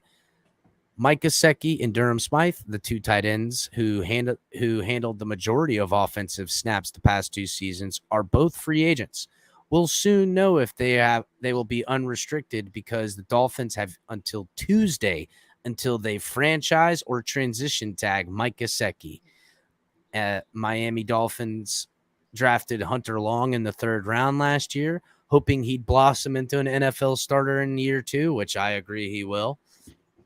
The Miami Dolphins does in free agency, what the Miami Dolphins does in free agency will indicate whether the coaches and decision makers feel he's ready. Miami Dolphins will benefit from adding a tight end like Tampa Bay OJ Howard, who has versatility and stuff like that. So that's actually funny. They put this in this article for his running skills and his threat in the seams with defense, because OJ Howard is the style of tight end they want on this team.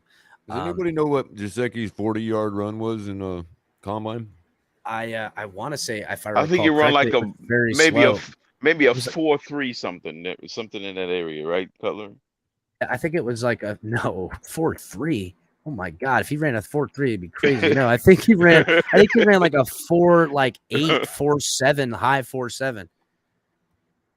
That sounds about right. Yeah, I think he ran. Maybe I'll give him a few tenths of a second. Hold on, I'm looking it up. I gotta get his trade. Holy stock shit! up. It says his 40 time was 4.54. There you go. See, I was only 0.2 of a second off there. That's okay, Chris. What's it still serves second? to illustrate my point. There's a quarterback from Cincinnati that just ran a 4.49. If Gesicki wants to be a wide receiver, he needs to do better than 4.49. Excuse me. Sorry. Thank you very much. Scummy, is Michael Agnew available? I don't know, bro. I don't want. Well, Michael Cutler, Agnew, I only gave him 0.2 of a second. That's only maybe 15 pounds. He was closer than I was. Actually, we were the same distance away, but Adam Shaheen, I think, will stay on this team. I don't think they're going to cut him.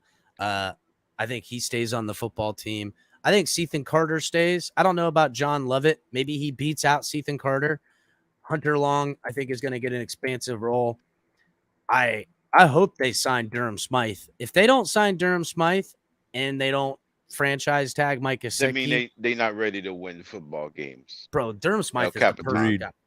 They're not ready to win football games if they don't do that. Durham Smythe is running an 85% catch percentage, man.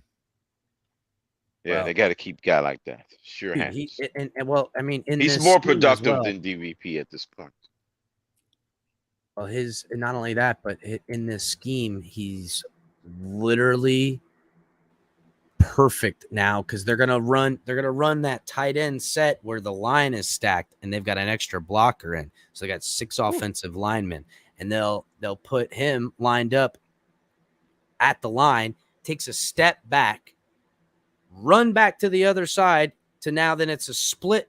This is what's confusing. So they'll show 7 offensive linemen, but 2 will be off the ball, or 1 will be off the ball, and then they'll take him, drop him back, run him to the other side. So now it's an even set, so they can see where the defense is and pick a strong or a weak side and go with the blocking. And that's how they get real tricky with Kittle going across, because then now he's been doing this all day. He's been coming up, taking a step back and going in motion. Well, now the ball gets snapped and he gets shovel passed and he comes back inside the middle of the line and runs up the gut. It really makes it crafty. And a guy like Smythe, who ran fullback duties, I could see him doing some real damage in this bad boy. Well, yeah, not only that, Chris, but here I'll speak in the language of the younger metric-driven folks. His yards per catch were 10 yards, and he catches 85% of the balls thrown to him. So that means it really comes down to take the name off of it. Again, like I do with the quarterback. Take the name off of it. What is a 85% guaranteed first down worth to you on your team? You know what I mean? Because that's what you'd be paying for when you sign Smythe, is a pretty much an 85% chance you're going to get a first down on any given play. He's sneaky faster than he looks too. He gets upfield. I would like to dive into Holland's numbers too. I think his is pretty high. He led the team in yards per catch, so he's probably pretty much a guarantee with him too. Well, on limited targets, and he had a couple of big catches, that number can get inflated, but. No doubt, in the world, Holland. If we're talking about improving our offense overall, then Smythe should grow exponentially. That should be 15 yards this year. I mentioned this guy, and I want to make an offensive one, kind of like I did for today, where guys that could fall to us that we can't say no to. This guy isn't projected to go in the first round. I already mentioned him. It's Trey McBride out of Colorado State, and I've already talked about this. This tight end is the perfect tight end for this system. I mean, the perfect. If they trade out of the first round and pick up another second, that second round pick is going to him. It's going to him. That's who they're going to target. He is the perfect weapon for this offense because his versatility as a pass catcher, pass blocker, and his ability to run the scheme that they're going to install. He will come in day one knowing what to do, just need to learn the terminology. And, I mean, it could be nice. This guy could be good. Will you say Chris again? I'm sorry. Basically, if they don't sign Gesicki and say they don't sign Smythe and Smythe gets offered more money from somebody else, there's a chance. And say we miss out on, God bless you. Say we miss out on signing a free agent tight end. That's somebody that they would love to have, or maybe they get like Zach Ertz. Who, listen, I love Zach Ertz, but he's 30. He'll be 34. So they got Hunter Long. Hey, Color, bring up the picture of the door. The door's shut on tight ends. We got to use that door. Oh, you want to see what it looks like for the tight ends these days? Yeah, we want to see the door as well. The door's shut. There you go. The tight end door is the door to the tight end room, ladies and gentlemen. Right there. Hold on, there you go. On the solo screen. There's the tight end room. That's it. Maybe the though. Door shut down. Maybe though. Like I said, they miss out on signing. Say they go, you know what? We're gonna target OJ Howard. We're gonna sign him. We're gonna let Gesicki and Smythe walk. We're gonna keep the guys we got, and we're gonna go after OJ Howard and make him our feature tight end. Say they miss out on him. If that happens, then I could see this guy in the second round, Trey McBride, being targeted in the second round. It would be pretty nice. So let's move on to the offensive line. Right now, it's Liam Eichenberg, Austin Jackson, Michael Dieter, Robert Hunt, Solomon Kinley, Robert Jones, Greg Little, Larnell Coleman, Adam Pankey, and everyone's favorite Jesse Davis, and Keon Smith. The Dolphins' issue last season hint that the team's main source of offensive struggles was the offensive line. An infusion of new talent would benefit this unit, especially if polished veterans who would fit the zone blocking scheme Miami plans to install are needed. Eichenberg, Jackson, and Davis can't be as bad as they played last year. All three might be better utilized at guard, especially in the scheme.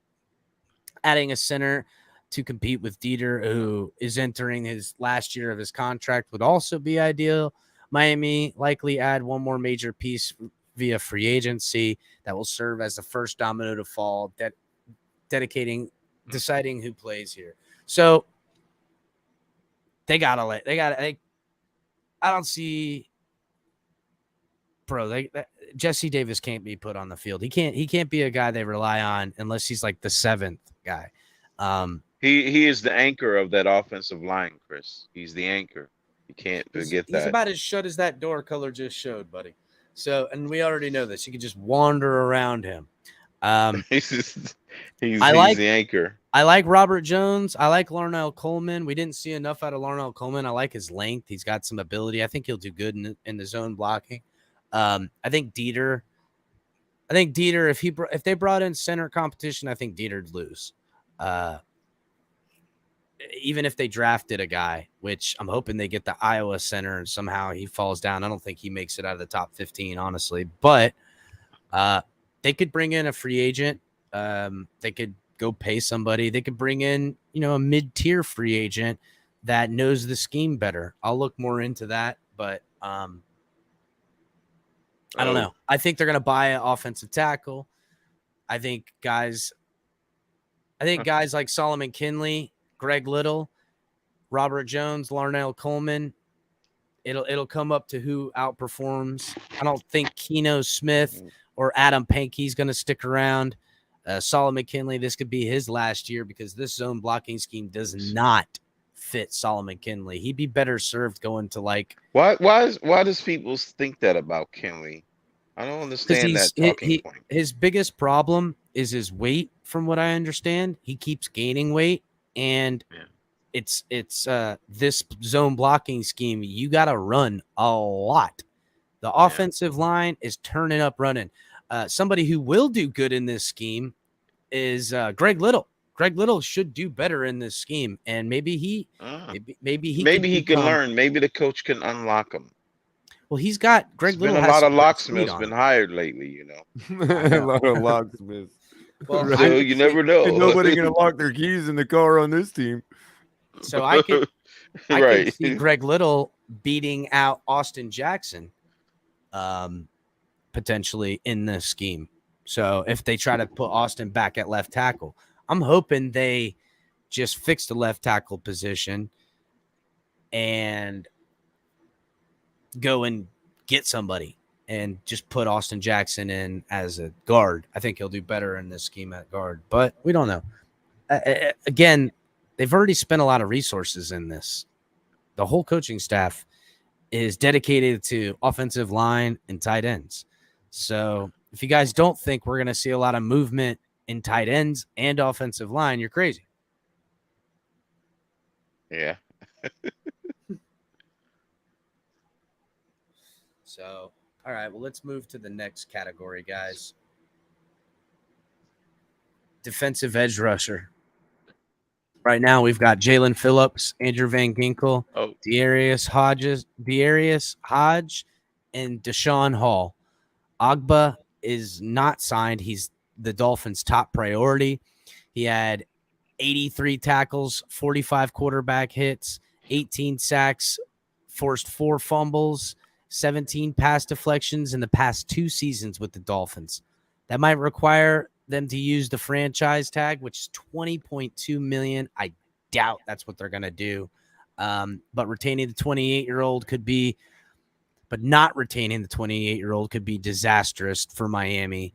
Phillips and Van Ginkel are youngsters and have a ton of potential, but neither of whom are ready to handle the attention that comes with being the team's primary pass rusher. Hodge and Hall are developmental projects. Dolphins need to add at least 3 more pass rushers outside linebackers to this unit. And this is something I've been saying, all these holes on offense with running backs, wide receivers, offensive line. And if we miss out on signing Agba. So, Chris, I just took a phone call from my source just now. Okay. And it seems he has sent me exclusive footage of Crypto holding on to it. His last ditch effort to stay on his square. Oh, let's see it.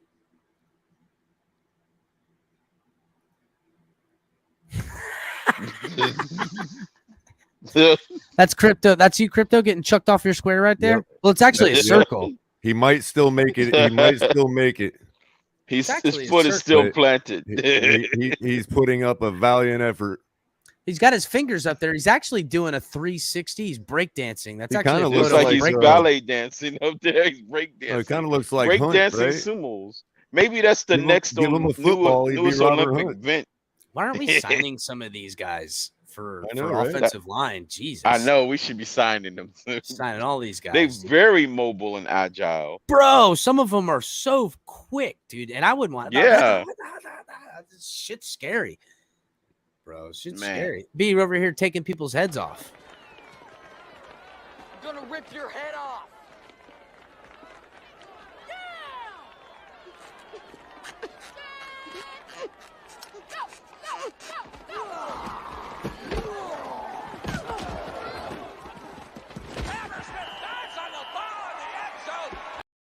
Sorry, guys. Trying to do something. So, edge rusher right now, and that's kind of why I looked at the dude from Purdue, somebody that could potentially slide down the board. My goodness. He's John Elway had a harm. Oh my God, John Elway could heave that bitch. He threw that one on a rope. Yeah, when he was younger, he had that laser arm. He had the best arm. Yeah, him and Marino, boy. There was no elevation on those balls, man. It was like a straight shot. Bro, everything was on a rope from Dan, and it sat and made that noise every time it came out. So, but you know, I can't do that again. Okay. But classic. There you go. If they don't sign Agba, there's a good chance that first round pick is preyed upon or potentially moved up for an edge rusher, because there's some good edge rushing talent in this board. There's good 4 or 5 of them that are worthy of first round draft picks all day. And the kid from if they don't sign Agba, edge rusher is probably their main priority. And don't be surprised if they do move up the board. Don't be surprised they do. And I mean, listen, we'll get an edge rusher if they can't get Agba. I don't know. Maybe. I mean, they could still sign Chandler Jones, and that would be good. But still, Chandler Jones will be 34 years old, I think. Or who else was available? Does anybody know who else was available? I don't know in that room. I forget who all was available. I had a list. That's a luxury position. I mean, we can get some closers on that line, and then a linebacker core, then we'd be set. The defense would be set. Defense that can close like the Rams. I'm standing on my square, bro. If that linebacker Floyd falls to the Dolphins, the Utah kid, holy cow. Yeah. He'd be the target to close out the defense. Oh my God. If we still by some miracle keep everybody on the defense, everyone's happy, everyone's paid, which isn't a miracle. They can afford it, they can pay for it. But if that kid falls to us, that's the miracle. Forget it. Defense is golden now. Hey, I was gonna ask y'all something. Y'all remember that infamous fourth down that goal was Seattle and Pete Carroll did in the Super Bowl? Yes. By throwing the ball on the goal line. Yeah, you know who they blamed for that, right? But no. But you guys realize he had practiced 15 years earlier for that moment. He had a 15-year head start. You want to know who he was? Pete Carroll. You want to know who he did that against and who he was coaching when he did that? Who? In that infamous Dan Marino spike game. He did that in that game against the Dolphins as the Jets coach. On 4th and 1, he went for it and threw the ball on 4th down, and they turned the ball over on downs. That caused us not to. So he did it twice. He didn't learn in 20 years the same problem. The same problem he but- just got a 15-year head start on. You know who they blame that on? They blamed that on Darren Bevel. He took the blame. He was the OC that year, and he got fired. But, speaking of OC, you want to know who was the offensive coordinator for the Dolphins during that game? Who? It was no other than Chan Gailey. It was Chan Gailey. Yes, Chan Nice. Gailey was the coordinator, and Pete Carroll was the coach of the Jets at the time, and Boomer Esiason was the opposing quarterback. Freaking Talk about a cast of characters in the game. Oh my God, bunch of Hall of Famers history. all over the damn place. Guys that are Yeah. well connected, dude. Yeah. And Don so- Shula was just being Don Shula, calm and collective. Do what you go. Right now, Emmanuel Ogbah has all the leverage on the Dolphins because they can ill afford to let him walk out of the building.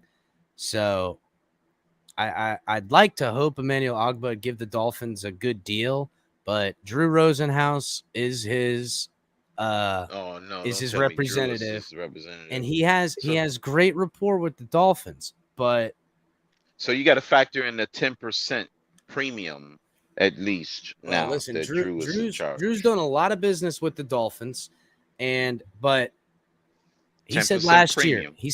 year they should have signed him. They should. Now we're gonna have to pay. And right now it's going to cost us a little over $20 million to franchise tag him. That's if we franchise tag him now. If some other defensive end gets paid, that could go up. We could see it go up to $21 million as a franchise tag. No, but who's paying defensive linemen that much money other than everybody? Everybody, defensive edge rushers, not linemen. These are edge rushers. These are pass rushers. He's going to get paid big. He's going to get paid. Well, no, Donald's an interior defensive lineman. I mean, yeah, he rushes the passer plenty, but he's a tackle. He's not a pass rusher. But Emmanuel Ogbah, I don't know. You might as well say he do the same thing basically. Mm-hmm. He run stops and he pass. Well, when he does it all. The Christian Wilkins kind of does that, but I mean, would you pay Christian Wilkins Aaron Donald money? And I'm not. Yeah, you're not going to pay 25 sacks. Well, that's just it. He hasn't, so you can't. You don't pay the Dolphins for all too often. Pay guys on what they project they're going to be, not pay for what they've done. And recently with Chris Greer, they kind of pay with incentive to pay for what you're doing, what you're done and projected, but incentive for the growth if you believe so. But that payment day should have came already. Emmanuel Ogbah with his agent he could slip through our fingers because there's not. Hold on, let me pull up the free agent list real quick. When you're having to wait on your host to pull up a free agent list, go ahead and like and subscribe to this channel. Thank you very much, ladies and gentlemen. Look at Color holding it down. Good job, Color. I'm actually practicing for my new voiceover career. Yeah, I think you should hit on that, dude. There's some money in there for you for that. You're supposed to feel what you're saying. You know what I mean? Like the audience has to believe that you feel it too. You know. I think that's the and you gotta throw in Color. Isn't that the last? So Philbin will be the final tree, the final piece of the Bill Walsh tree. They're not coaching no more, then, right? Huh? Well, I don't know if you consider Bill Lazor and Zach Taylor as part of that tree. Then they just went to the Super Bowl. Yeah, that's true. That's a part of it. So that's like a small branch, like a twig. Then that's a pretty hefty little branch. seedling fell off. Yes. Everybody's like, will it grow? We don't know. Right. So, you know what? Maybe this is a good year for the Dolphins to play hardball because it's been a while since I've looked at the free agent list. And I got so much. Joe Montana just got picked off. You got Von Miller, Chandler Jones, Dante Fowler, Calais Campbell, Pierre Paul, Akeem Hicks, Jerry Hughes, Mario Addison, Anthony Barr, Jadeveon Clowney, Hassan Reddick, Melvin Ingram, KJ Wright. Clowney. I do not Go for want Clowney. do not put Clowney on this football team. That means you don't want to Don't. win. I don't You're not a want. serious Yep, that's contender right. if I don't Clowney's want on him. your Yep, team. you're right. You're right. I hate Clowney. I don't want him on my team. What about He's Khalif Raymond? What did he do to you, man, Chris? bro, Clowney. What Clowney, did he do to you? Clowney's got the hype machine of all hype machines. He figures out a way to get paid. How much is he getting paid? Hold on, let me see.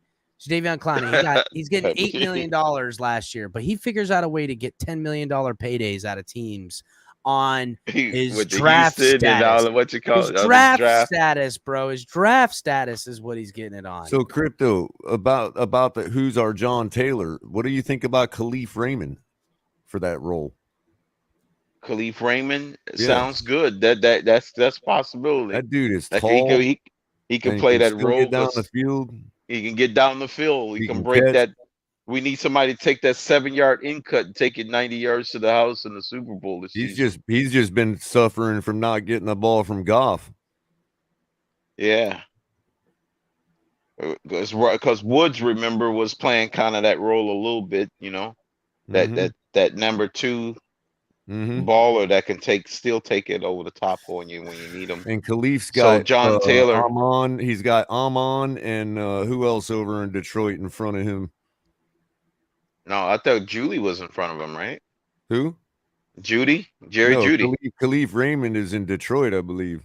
Oh, in Detroit. Okay, I thought you said Denver. My bad. Okay. So, damn, they traded away a lot of their receivers. They lost them through free agency. Some of their main guys. I mean, one of them went to the Giants a week ago, but I forget his name. One kid the Giants picked up before they drafted another wide receiver. They overhauled their receiver room too this past 2 seasons. Who was it? Yeah. You know what? I'm looking a little further on here. It's not a good defensive end free agent market. Honestly, we cannot let Agba go. Crypto, I think you might have been. Unless we want to get somebody kind of over the hill, it's not going to be something we want to do. I think you might have been thinking of Josh Reynolds. He's with Detroit, and he was the one with bouncing off Cup with and Robert Woods in L.A. Yeah, Reynolds. Before they got Van Jefferson. Right. So he's a free agent. Khalif Raymond, Kadero Hodge, and then some junky receiver. I'm trying to see who was that other guy.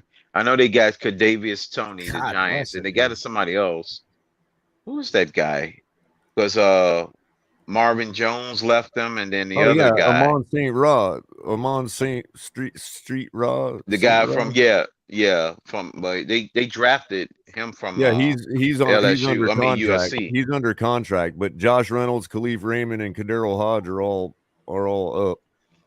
Yeah, Khalif took 67% of the snaps. He's 28 years old. God. He's only got 250,000 in guarantees. What's that guy's name? I can't think of his name. He's like the number 2 guy, because Stafford threw him a bunch of touchdowns a couple of years ago.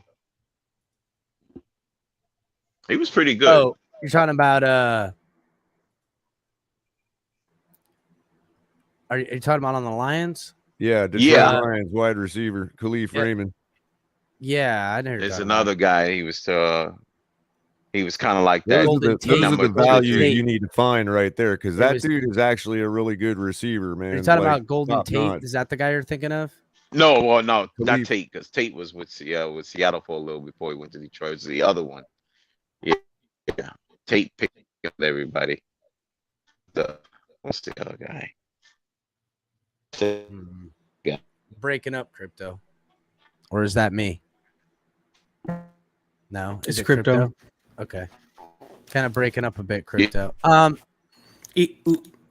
you're breaking up a little bit, Crypto.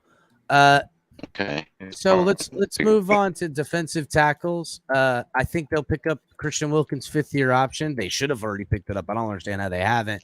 Right now, the guys that are on the team under contract is a pretty formidable starting 4, if I do say, for defensive tackle.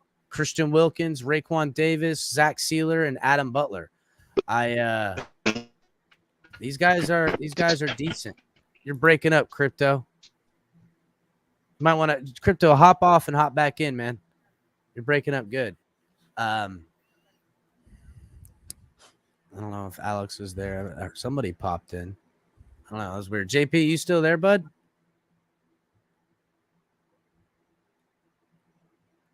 Let's see. Crypto? Anybody there? Yeah, I can hear you guys. I don't know. They're dropping like flies, boys. Russia. It's Russia. They're taking down our As soon as we internet. started talking about Khalif Raymond, man, I'm telling you, You know that's the what? move. I don't know. I don't think that is the move. I think the Dolphins are trying to get us off that top, though. You guys were cruising until you started It's talking to about and Khalif on, Raymond. dude. Yep, they don't want him. I have been nice and kind to Tua all night. Thank you very much. You said some not nice things in a about left-handed throwing quarterback kind of way. See? Now they're going to blame me for that too. Yeah. Thanks a lot. I just was calling it like I sees it, bro. Guilty by association. And that's the American way. That's what AB said earlier. He quoted me. He's like, I'm not a hater, but the haters understand me. So I had a tweet today doing happy birthday Mike McDaniel. It's had pretty good engagement and stuff like that. Got up to like 13,000 impressions, but it pales into comparison of this Mac Hollins that I just did in a tweet. I haven't been on Twitter. Twitter's got the biggest man boner for Mac Hollins, Lim Bowden, and Mike McDaniel. I mean, Dolphins Twitter. In 3 hours, Mac Hollins has almost 13,000 impressions, and it's already got over 125 likes. Now, the Mike McDaniel one has 350 likes or something like that. Hold on, where's that? It's got 334 likes. But Mac Hollins one's got a whole conversation. It's got 30 retweets quotes and stuff. They love Mac Hollins. Mac Hollins better stay on this football team because people are going to be pissed. Because I always thought, I don't know what the problem is. He's a perfect candidate. He's not going to cost that much money. He's a leader amongst the locker room. He's better stick around this football team. It's going to be sorely missed to watch him go play somewhere and catch balls somewhere else for, $6.5 million a year over 3 years, per years. Sign the guy to a $21 million contract, guarantee about 10. Do it with like a 4-year or 3-year, whatever. I don't know. Figure it out, dude. I ain't the numbers guy. I'll figure that out later. But they better sign this guy because it's gonna be stupid if they don't. Crypto, you get it all worked out, buddy? Yeah. Oh, okay. Can you hear me? Good. Yep, we can hear you, Crypto. We can hear you. Good deal. So yeah. So let me read. So this what's the deal? article. We're gonna pay Agba $13 million. I think Ogba's gonna get paid more than that, bro. That's the thing. I think Ogba's gonna get around. No, I think $13 million will be it for Agba. He'll be happy. He won't get that much He's living a good more life. in free agency. He's living a good life. You're right that teams with money that need defensive the defensive edge rushers. I think they'll but cut a deal with him. I hope so, man, because he'll get the Cutler rate. I mean, really, he'll get the Cutler rate. We're looking at guys like the dude out of Atlanta as comparable. Maybe Anthony Barr, but I think Anthony Barr would be all right to bring here as a pass rusher. That would be okay. He's 30. So, but I'd rather keep Emmanuel Agba. He's only 28.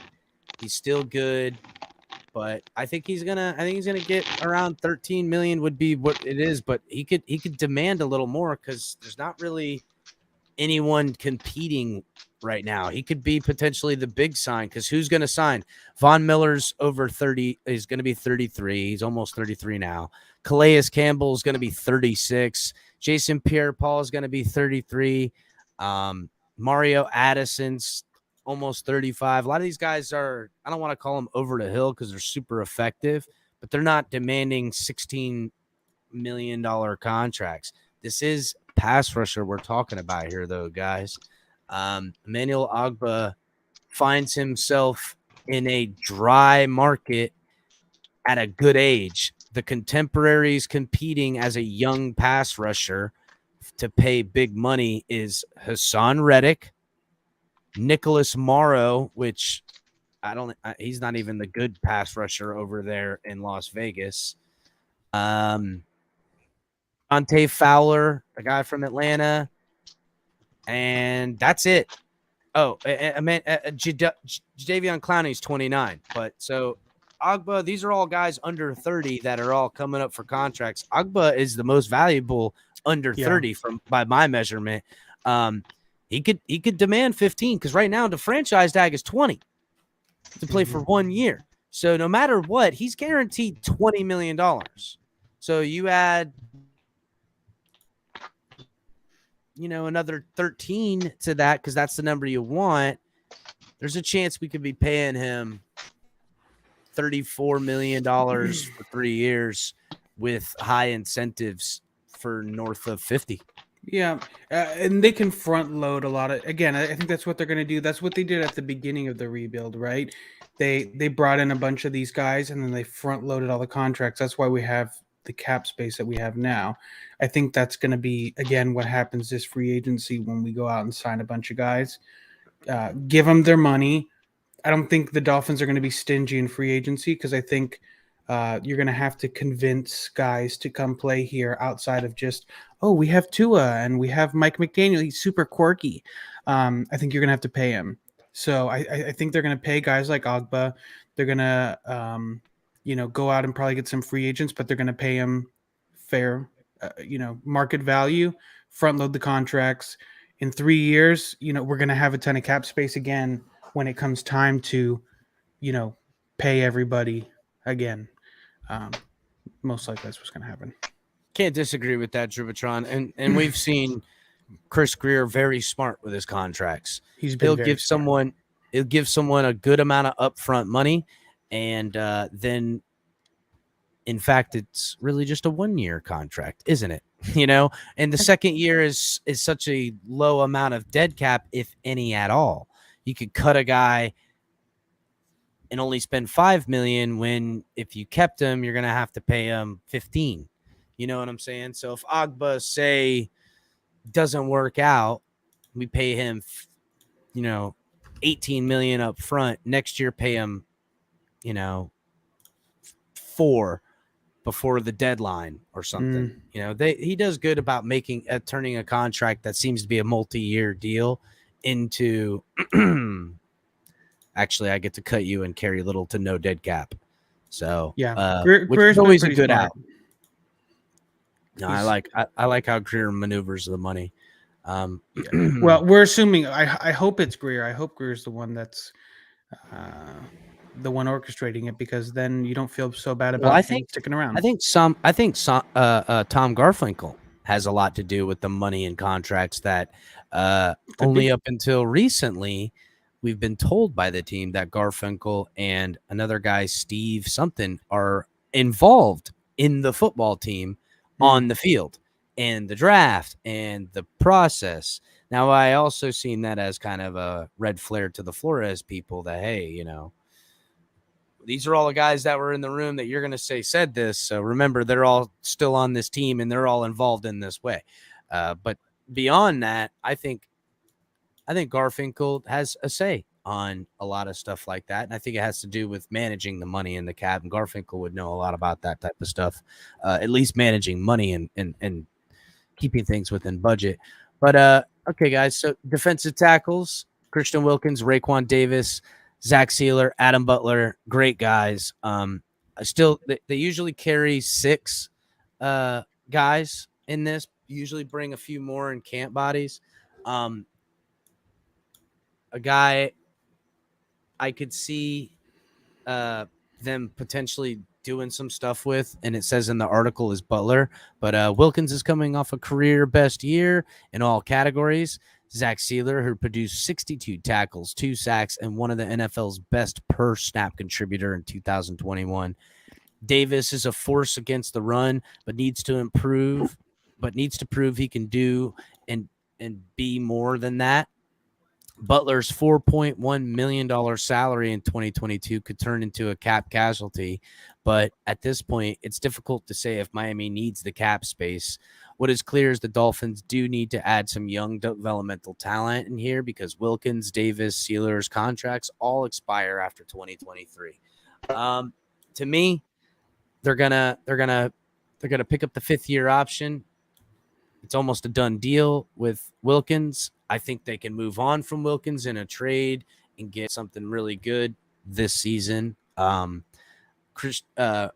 Davis, if he breaks out into what we believe he can do, I don't see any reason why he wouldn't be the guy getting paid. This is, again, why I was looking at potentially Jordan Davis, if he fell to us, why it would be a smart move, because defensive tackles, you're still breaking up, Crypto. Defensive tackles that pay top notch are big money. They demand $80 million, $100 million contracts. Even when I'm serious, guys. I know everyone thinks it's crazy, but Christian Wilkins on an open market right now, he would demand a shit ton of money. A shit ton. He would demand a lot of money. He would literally get probably like an $85 million contract or something like that on the open market, making $17 million a year. I know everyone thinks that, hey, these guys are going to give the Dolphins deals, but these are pro athletes that got families and people that depend on them. It takes a long time and a lot of people to get to where these guys are going. And they've made good money, but this is the money that's going to set them up for their lives. And when you're talking an extra $20 million, that's a lot of money, So I do think in some ways my heart tells me that Christian Wilkins has always been a Chris Grier guy, and that was his pick, and that like Christian Wilkins and Chris Grier, like that's the ideology of a team Chris Grier wants on the Dolphins. So Chris, I'm ready for the side-by-side, man. I don't know if you just saw my reply to your Mac Hollins tweet. I didn't. Let me see. But I've got the side-by-side prepared. This is I keep talking about it, and I know it flies over a lot of people's heads, and some people get Holy it, shit, bro. That is really good. Look at this. Oh, wait, let me start my cam again. Look at this. Hold on. Let me get, I was looking at it on Twitter. Hold on. Let me pull you up.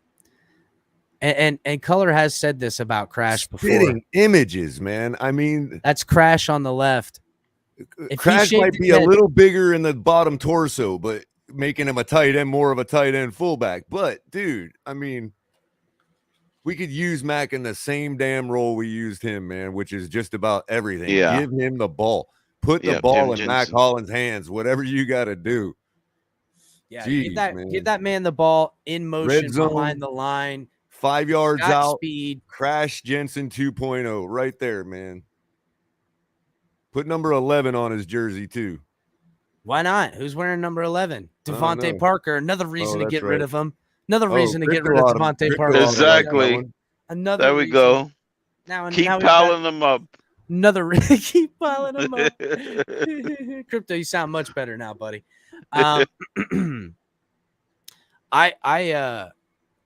There's chance in the article. Sunset and Omar Kelly, the best. I know a lot of people are indifferent about Omar Kelly, but he sounds like a real Dolphins fan at times. He's all spiteful and shit. But Butler's gonna count 4.1 against the cap. I think they can rework that with Butler. I would rather them extend to Butler and rework that number and bring that cap number down. And I'm going to do a deeper dive on defensive tackles because to me, defensive linemen, these are guys that the Dolphins, when you got so many people coming up for contracts, you got to get your next guy in line. If you don't, Then you got to pay these guys, and that eats up money. And I think we're getting ready to eat up money on this offense. I don't think money's going to be there for shit like this. You guys got to remember, if Tua's going to be the end-all, be-all, you got to pay Tua. That money going to be life-changing money too. Now, I'm not saying I get it's a few years off, but you got to think about guys like Jalen Phillips. You got to keep the healthy, young talent coming in the door. And positions you always want to go at are cornerback, defensive line, wide receiver, offensive line. These are the type of positions you want a healthy rotation of marquee talent in the door, because that's kind of the game these days, especially in this offense, dude. So Jose says Gesicki tag or trade. I say they transition tag him and give a second round tender on it. That's what I think they should do. No one's saying it. I don't know why. They put a transition tag on Mike Gesicki with a second round tender. Someone will sign him. You immediately get a second rounder for it. All is well. What do you guys think?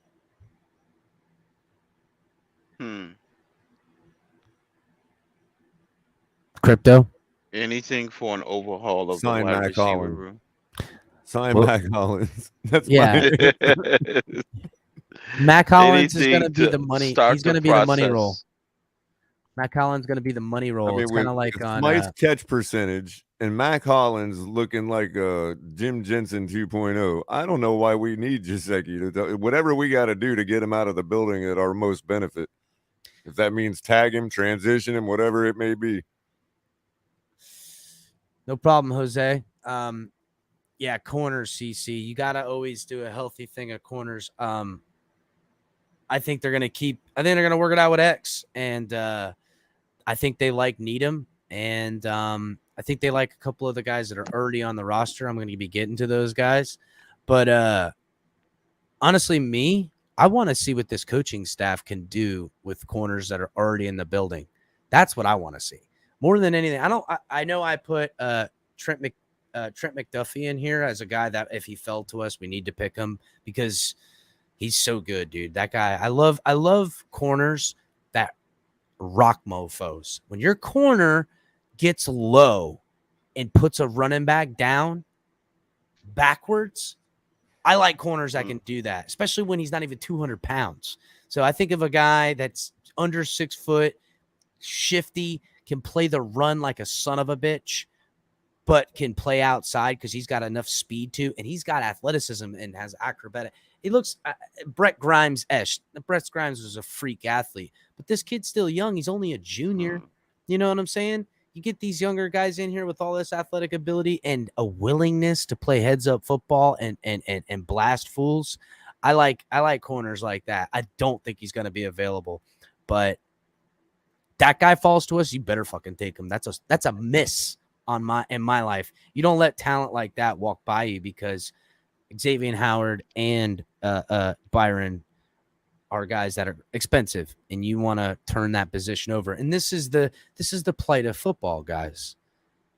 This is the plight of football. You can't pay everyone. The people you pay the most money are the guy that throws the ball, the guy that catches the ball, and the two guys that stop that from happening. The pass rusher and the corner. That's who you stop in the NFL today. That's it. I'm sorry. Because in the playoffs, when the game's on the line, it's the dude throwing the football, the dude catching the football, and the guy sacking the quarterback to stop him from doing it, and the guy batting the ball out of the air to stop the guy from catching it. Those are the ones that get the big bucks. So you got to churn this roster over to try to maneuver that when you can, because typically, and at this point, the team is going with the quarterback they got. So now is the time to pay the shit they are. They're already paying the corner, okay? That role will be reversed one day to the quarterback if everything goes according to plan. You know what I'm saying? And then you can pay the pass rusher or the corner or the wide receiver. Right now we got a young wide receiver. So you need to keep this bitch churning. And we got money.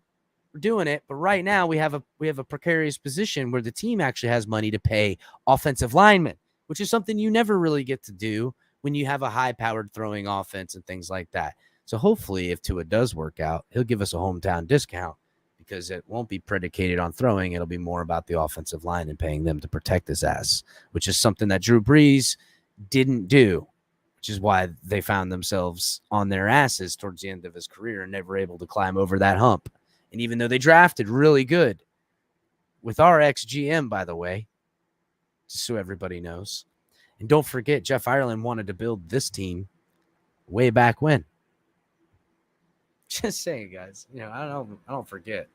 But defensive tackle, paying Christian Wilkins is a mistake. They can't do it. So fifth-year option him. Try to draft a guy. And I expect them to. I also wouldn't be opposed to them. Chris Greer's really great at scouting talent. He found Zach Sealer. He brings in guys like Adam Butler. He brings in guys like John Jenkins. All these guys are very serviceable.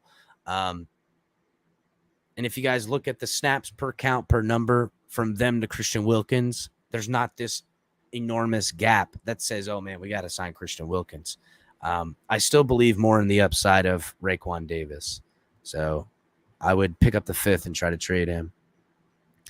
Inside linebacker, which is weird that they say that it's Jerome Baker and Calvin Munson, because Jerome Baker to me is not an inside linebacker, but I guess he's more of an inside linebacker, and the fact that they don't use him on the outside to rush the passer, that might be more why, which is something they need to get away from, I think, guys. What do you guys think? Think nothing? That's what I thought. Yeah. That's what I thought.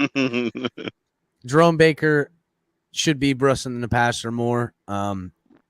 Again, my number one pick on the video today for defense, if it fell to us, would be Devin Lloyd. To me, all else be damned, figure something out. Edge rusher. Hopefully we get Agba in here. Even if it doesn't work out with Xavier, I think we could find somebody else on the market, and we'd still have Byron Jones. So corner wouldn't be the top priority on this defense to me.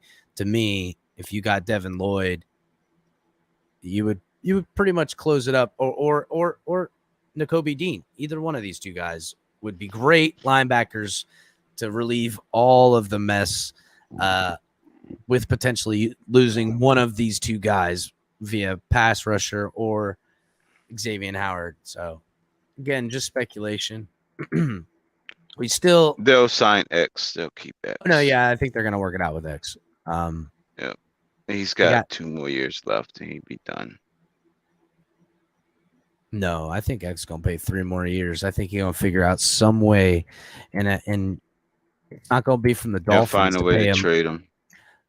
Either they'll trade him or he'll walk in free agency or something, and they won't pick up like the option year, and he'll go get big bucks from some team that's like a Super Bowl away or something like that, or some dumb team he'll like the Sherman Jets it for a couple of years. Sure, the Jets will sign him to some mega deal that he'll get hurt on the first year. That's how it works. Tampa Bay. Bay. Another team in our division take away our key player. Yeah, but he'll get injured. Tampa Bay will be making a run with like Russell Wilson or somebody, and they'll have him as the final piece of the puzzle. Yeah, I still have plus 1,600 on Russell Wilson to be the next Bucs quarterback. Jose, I wouldn't call Butler a flow guy. Color. Jose says Butler's a flow guy. The flow guy. What he's is not that a supposed flow to guy because he's from New England. No, Butler actually. We'll see if he follow him. We'll see if he follow him to Pittsburgh. That'll he ain't gonna follow him to Pittsburgh. If we're concerned about New England guys in the building, then we're screwed. Our GM is a New England guy. Yeah, I mean, yeah. If anything, he's a Chris Greer guy. The guy grew up in New England. If anything, he's a Chris Greer guy. So, what's the deal with that? I don't know. His father's been the head of their scouting department for like 30 years. He basically built it to what they are today. It was him that put it together. Exactly. All these players that New England seems to get that ball out from the 5th and 6th round. All these players all these players that they get to ball out and pick up the 5th-year option, and then they let walk. They don't even trade them. They let them walk and get compensatory picks. All Bobby Greer. That's what they do. Go ask Chandler Jones. They let him walk, and they didn't miss a beat. Right. Bobby Greer's the guy whispering into Belichick's ear as to who those guys are and who is next to come. Not only that, Chris Greer's smart, dude. I like Chris Greer. Trill Williams, I think, could see some. Well, yeah, Chris, he's just picking up the daddy business, the family business. You know what I mean? Oh yeah, no, definitely. And he's the young. I mean, that's why we got a young coach. I think this is a whole shift in the NFL that we're all watching and witnessing before our very eyes. A complete youth movement of coaches and quarterbacks. Out with the old, in with the new. Bye-bye is Tom Brady, Peyton Manning, Phillip Rivers, Big Ben, Eli went. All these guys they are that all were the last they're the last of the 2000s is gone, yep. dog. The genre of we in the 20s now, fool, finna get out Yeah. dresses and go to keep speakeasies and shit and shoot dice. This is the roaring 20s. This is the roaring 20s. Well, hopefully it starts roaring. Fuck, man. This is gas the roaring prices ain't 20s. roaring nowhere. We are roaring. The roaring 20s can't throw more than 20 yards. Wow, that's brutal. Color is brutal. Listen, Color, I came back on camera just. You can't say that about my quarterback. You can't talk to people like that. I didn't single anybody out. You know what? Color, I have talked to people like that. Y'all are projecting the Tua hate on me. It's y'all that really hate Tua, not me. Everybody love everybody. Come on. I think Tuaneers are just a bunch of sadomasochists that actually hate Tua, and they just can't, they have to, they're gluttons for punishment. Color, you don't deserve Tua. You don't deserve it. I'm kidding. I love all my Tua supporters. Yeah, you got it. Tuanon's gonna come out here and shut the show down. Shut it down the other day. I would just love to see one of them argue with Tua one day. That would be hilarious to watch. Like Tua would be like, "Yo, I'm not a hater. It's okay. It's me. Yeah, it's me too. Yeah, I think Tua actually has some burners, and he's trying to get people to stop the. I think McGotovaloa might actually be Tua. You think? I think so too. Because he's actually the most fair. He's actually the most fair Tuaneer I have met. And he's the one with McGoat in his name. I mean, that's right. Color Zippa asks, where could he get a Tua jersey? Oh, that's a very good question. I mean, because in this time, I need some merch too. In this time of pandemics and wars, we can only count on one good thing. Is the ultimate sports apparel and fan gear store. Mm-hmm. They've got jerseys, t-shirts, hats, collectibles, merchandise for fans of the NFL, NCAA, MLB, NBA, MLB. What's that? NHL, NASCAR, soccer. Customizable jerseys for you and your family. And yes, Tua jerseys with your own number on them if you wanted. Excellent. Or your own name for that matter. Excellent. So check out fanatics.com today. That's fanatics1t.com. Link is in the description, guys. You can't miss it. So they know we sent them. If you even go to the page, it says right there at the top. It's in there. You can't miss it. It's all over the place. Hit the link, guys. Make sure you're checking out, at least check out the gear, see what they got. And they change stuff all the time. Color got the last of those shirts. And he can tell you, as soon as it said he got it was like, what did it say? It said one more, and you clicked it, bought it, and that shit was gone. Yeah, I thought it was one of those marketing gimmicks. No, it was gone. It and then went back to show you the product page. It said out of stock. I'm like, wow, I did get the last one. He did get the last one. They ain't bullshitting, bro. He said, nope, that's it. You got it, bro. So limited edition. Didn't you hear that? Limited edition. Limited edition. Got to pay Color $50 for that shirt right now. Yep, that's right. So that's not even double markup, so that's pretty good because it was $27.99. I'm gonna go ahead and it's also, by the way, it's 47 brand too.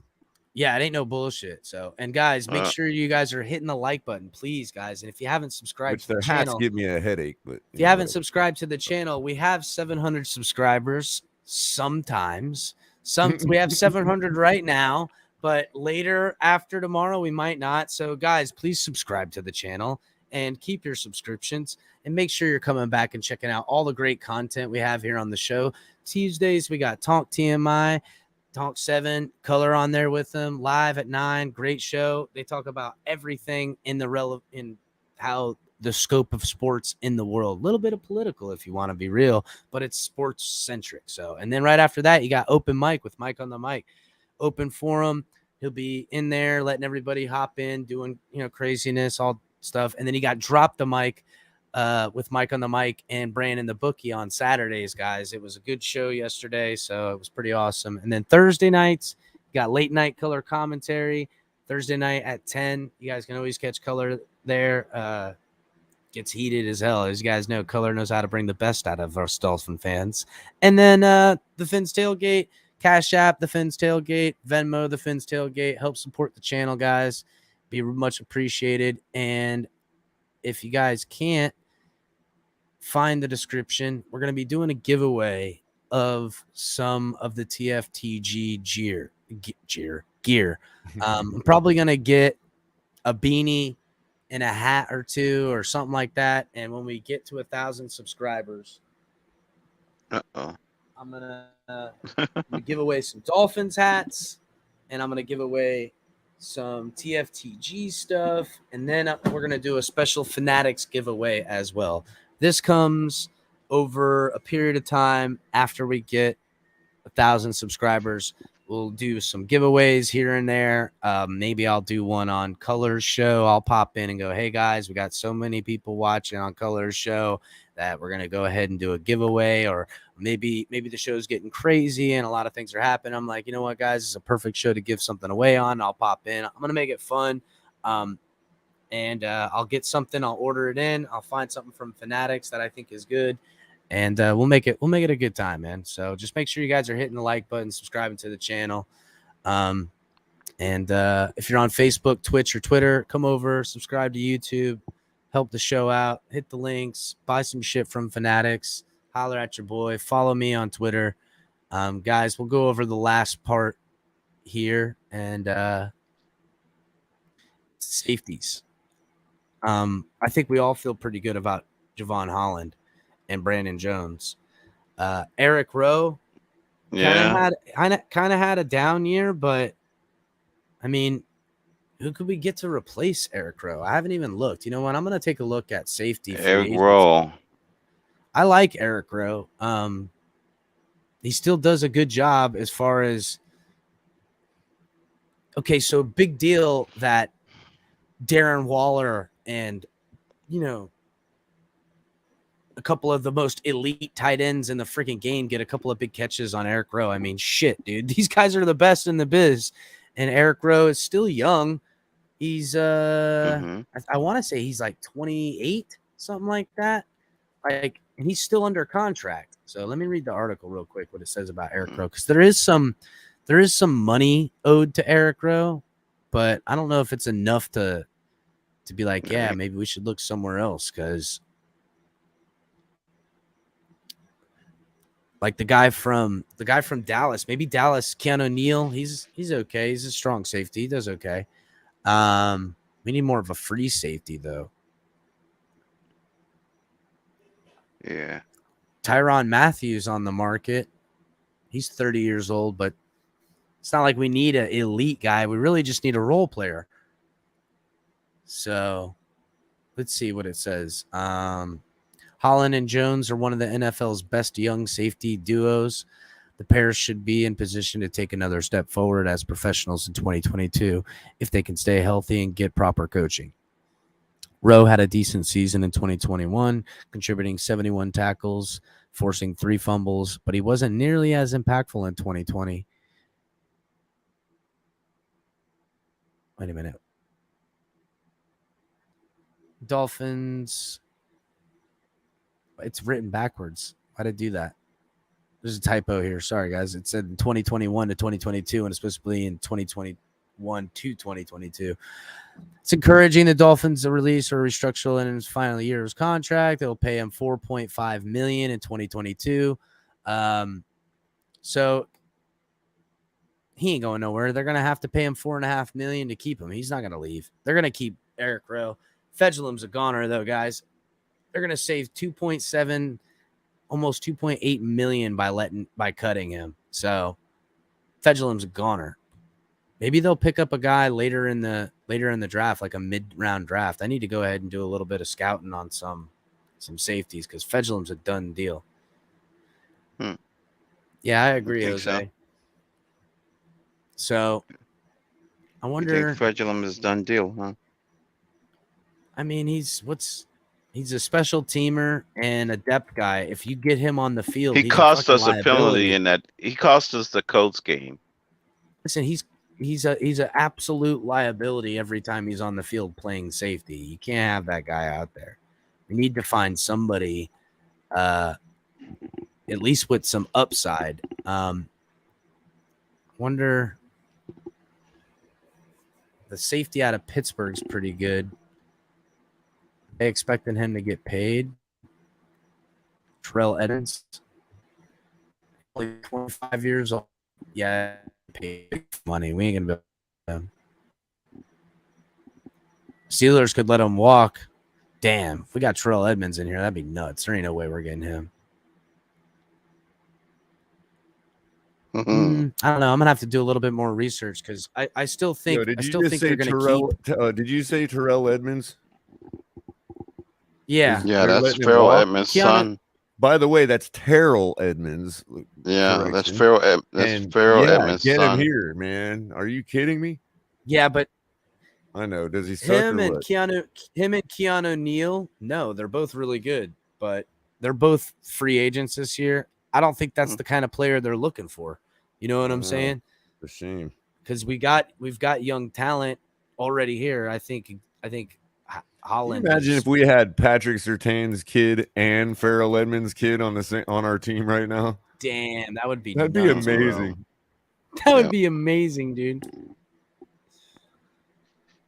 So the last very last category, I think they're gonna get a depth guy. I'm gonna look a little further in on the draft. I'm hoping for, God, man, free agency needs to hurry up and come here so I can put together this draft board.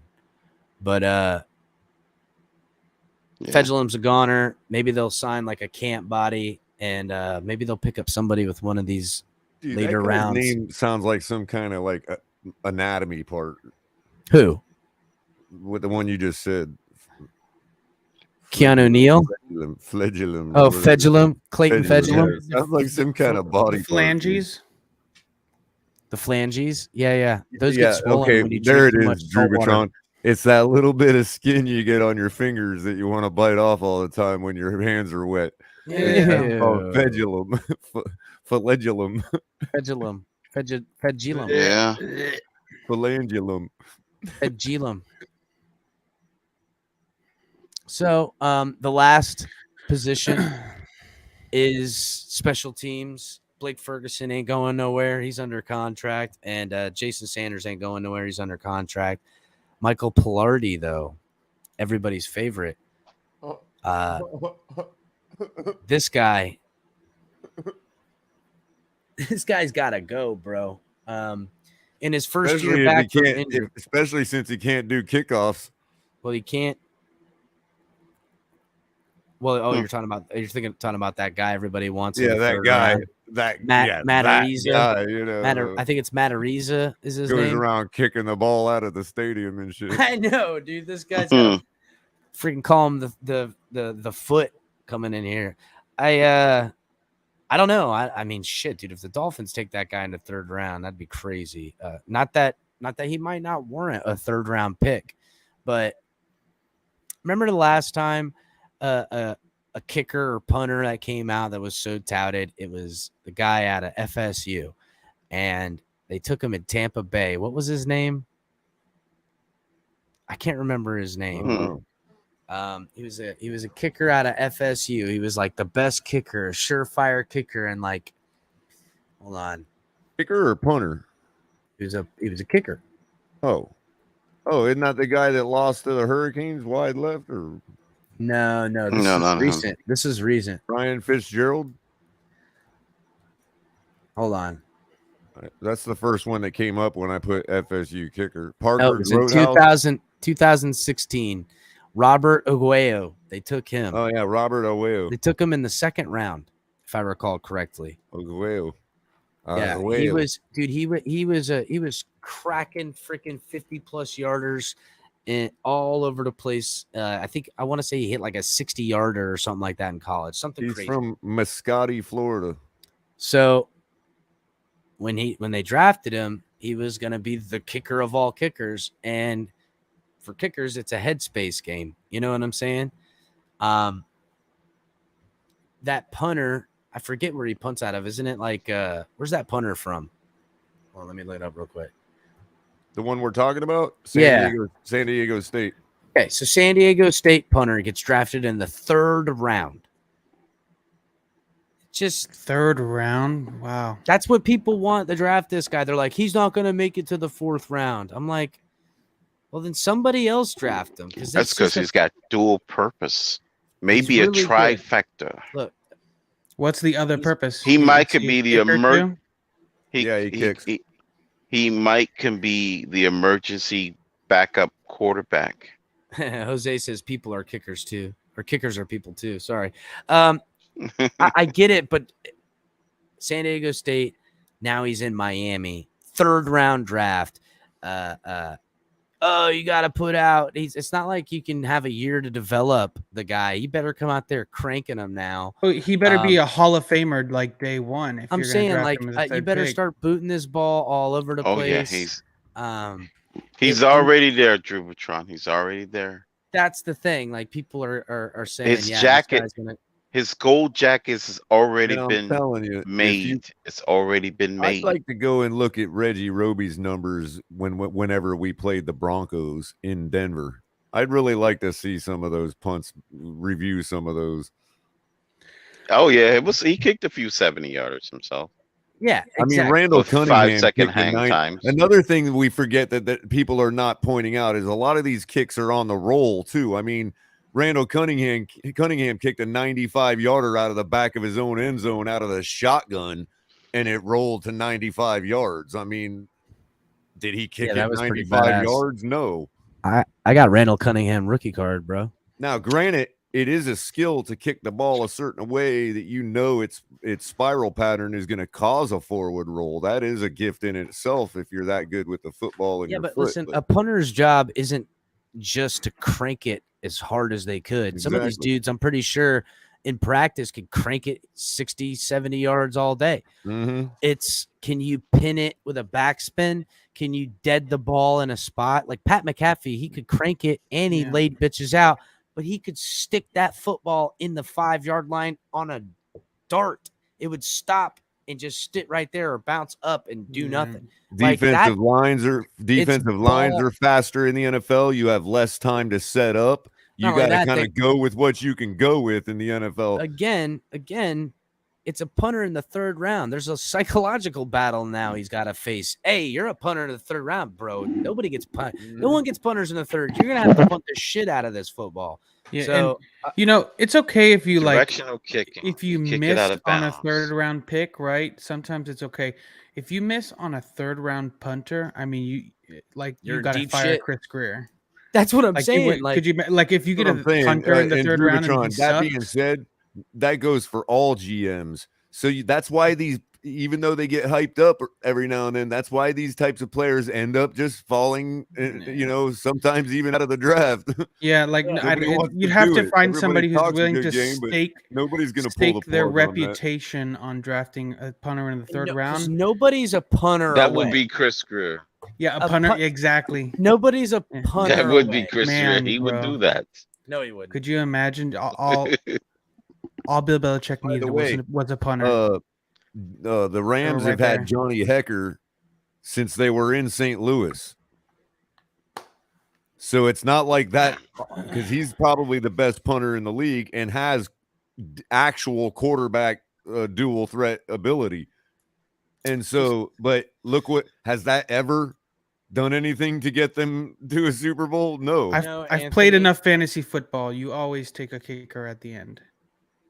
Yeah, I mean, everybody knows that. You pick them up off the waiver wire. Fantasy football is just like real real This is like the give the ball to Marshawn decision in the Super Bowl. You know what I mean? Like everybody. I'm in the world almost a knows you don't take full-on punter in the GM because third of how round. much fantasy football I've played. Chris Greer, move over. Yeah. Move over. Chris Greer, eat your heart. Chris Greer I've won will stake several his, Super Bowls. Okay. he will stake his claim on that punter. Chris Greer is gonna go to the Hall of Fame because he picked that punter. He had the guts to kick that punter in the third round. That's gonna be his Hall of Fame move right there. Yeah, in his Hall of Fame induction speech, he's gonna. It wouldn't have been possible without the third round punter. Yeah, they would actually right. They would use that as a trading piece. Like they would say, "Hey, I'll give you Aaron Rod. Well, let's say just whoever's available. Slow down, Color. I'll give you Devontae. No, we'll give you Devontae Adams. If you give us Mike Gesicki, Xavier Howard, and you have to draft that punter third round. You know what I mean? Oh man. Oh man. That's the only way it'll happen. No, listen, if the punter slides into a fourth, you know, like if the punter slides to like a fourth round and we're sitting there and he's at us at the fourth round, I'll take him in the fourth round. That seems a little more realistic. Doesn't sound so bad. Fourth round sounds like a high round still. A fifth round punter, I've seen that before. Fifth round punter all day. Yeah. So, that's what I said. It all depends on how you stack your earlier picks. But if you got a gazillion picks before you even get to that point, then it's a luxury pick anyways. And back then, the sixth round was the last round. So Reggie Roby was drafted in the last round. It's like what number of the pick it is. You have to be like a once in a lifetime, I think, guy to be a punter picked anywhere earlier than. Well, I think Janikowski was picked in the second round. No, Janikowski was the first round pick. Janikowski was first round. No, he was the first. Jason Sanders, and the fact that he was even drafted, and look how gifted he is. You know what I mean? So, yeah, he was in the sixth round. Yeah. Again. Okay. Yeah, I know Janikowski was up there. Yeah, Janikowski. So he did. He was first round pick. I just don't think that any GM is going to risk their job on a third round punter. It just doesn't. There's so many talented guys in the third round that are available that think of it like this. Pat McAfee, world-class punter, seventh round. Just in perspective. Just where they're picked. They're picked in the seventh round, if at all. Sixth. Well, you said seventh round like it was something. He was drafted though. That's what I'm saying, and that's where a punter's drafted. Seventh, round. Wasn't the great drafted this guy in a fourth or a fifth round? Yeah, most of the time, to be drafted as a kicker at all is good. Means you're good. It's who you pick, not where you pick them. Well, that's not true because you can only pick so many picks in the draft. That's not true. What are you talking it's who you pick, not where you pick them. No, but the reason why I say this because Tom Brady is the perfect example. Oh my! He was picked in the sixth round. Stop it. There you have it. Yep, you're right. You know what? We should trade. We should just keep trading picks back until we have only like 3 picks this year in like the lower rounds. But next year we'll have thousands of picks stacked. We should do that for 2 years. Turn around. We got the whole draft. Everybody. Everyone. And with every pick of the 2023 draft, the Miami Dolphins select everybody. They are taking anyone and everyone. Yeah. Good luck paying everybody. I know. Well, for the first few years, it'll be all right. But then year 3 got to have a 53-man roster, and you can't keep everybody. So just some of these guys aren't going to make the cut. Just but man, oh man, you better have some real talent evaluators. We still have one more window left, Chris, to get out of it if a better quarterback comes our way, and it's only going to cost us $1.5 million to open that door. No. The window. Color. Who are you getting, Color? What quarterback are you getting? I mean, I don't know. We're gonna get Jameis Winston. Do not bring Jameis Winston here. I don't want Jameis Winston. Okay, look. Okay. Let's Why? be real. You think it's not safe for the because you keep bringing it up, Color. No, I don't think Who do you Jameis not Winston. bring in I is don't a think better Jameis question. Winston. I think Jameis Winston has pretty much made it clear that he's not gonna operate an offense. Not that he's not smart enough to, because I think he is smart enough to. I think when the bullets are flying, that's it. Doing whatever Jameis Winston wants to do. Same problem we already got. I know. We've seen his ceiling. We know where complete. Jameis Winston's It's complete ceiling is. breakdown of. He's not going to scheme. throw any interceptions this season. Oh my God! Sean Payton got the it dude all will throw out of him. 11 in one game if he ain't careful. Jameis Winston is done with the interceptions. It's no, over. I just meant look. His Hall of Fame says trajectory has been set. After June 1st. It doesn't mean before some other time. So I would imagine that's after June 1st and up to the trade deadline. We would be out for a 1.5 million if we traded him. So let's say we crashed and burned again to start the season. That changes everything.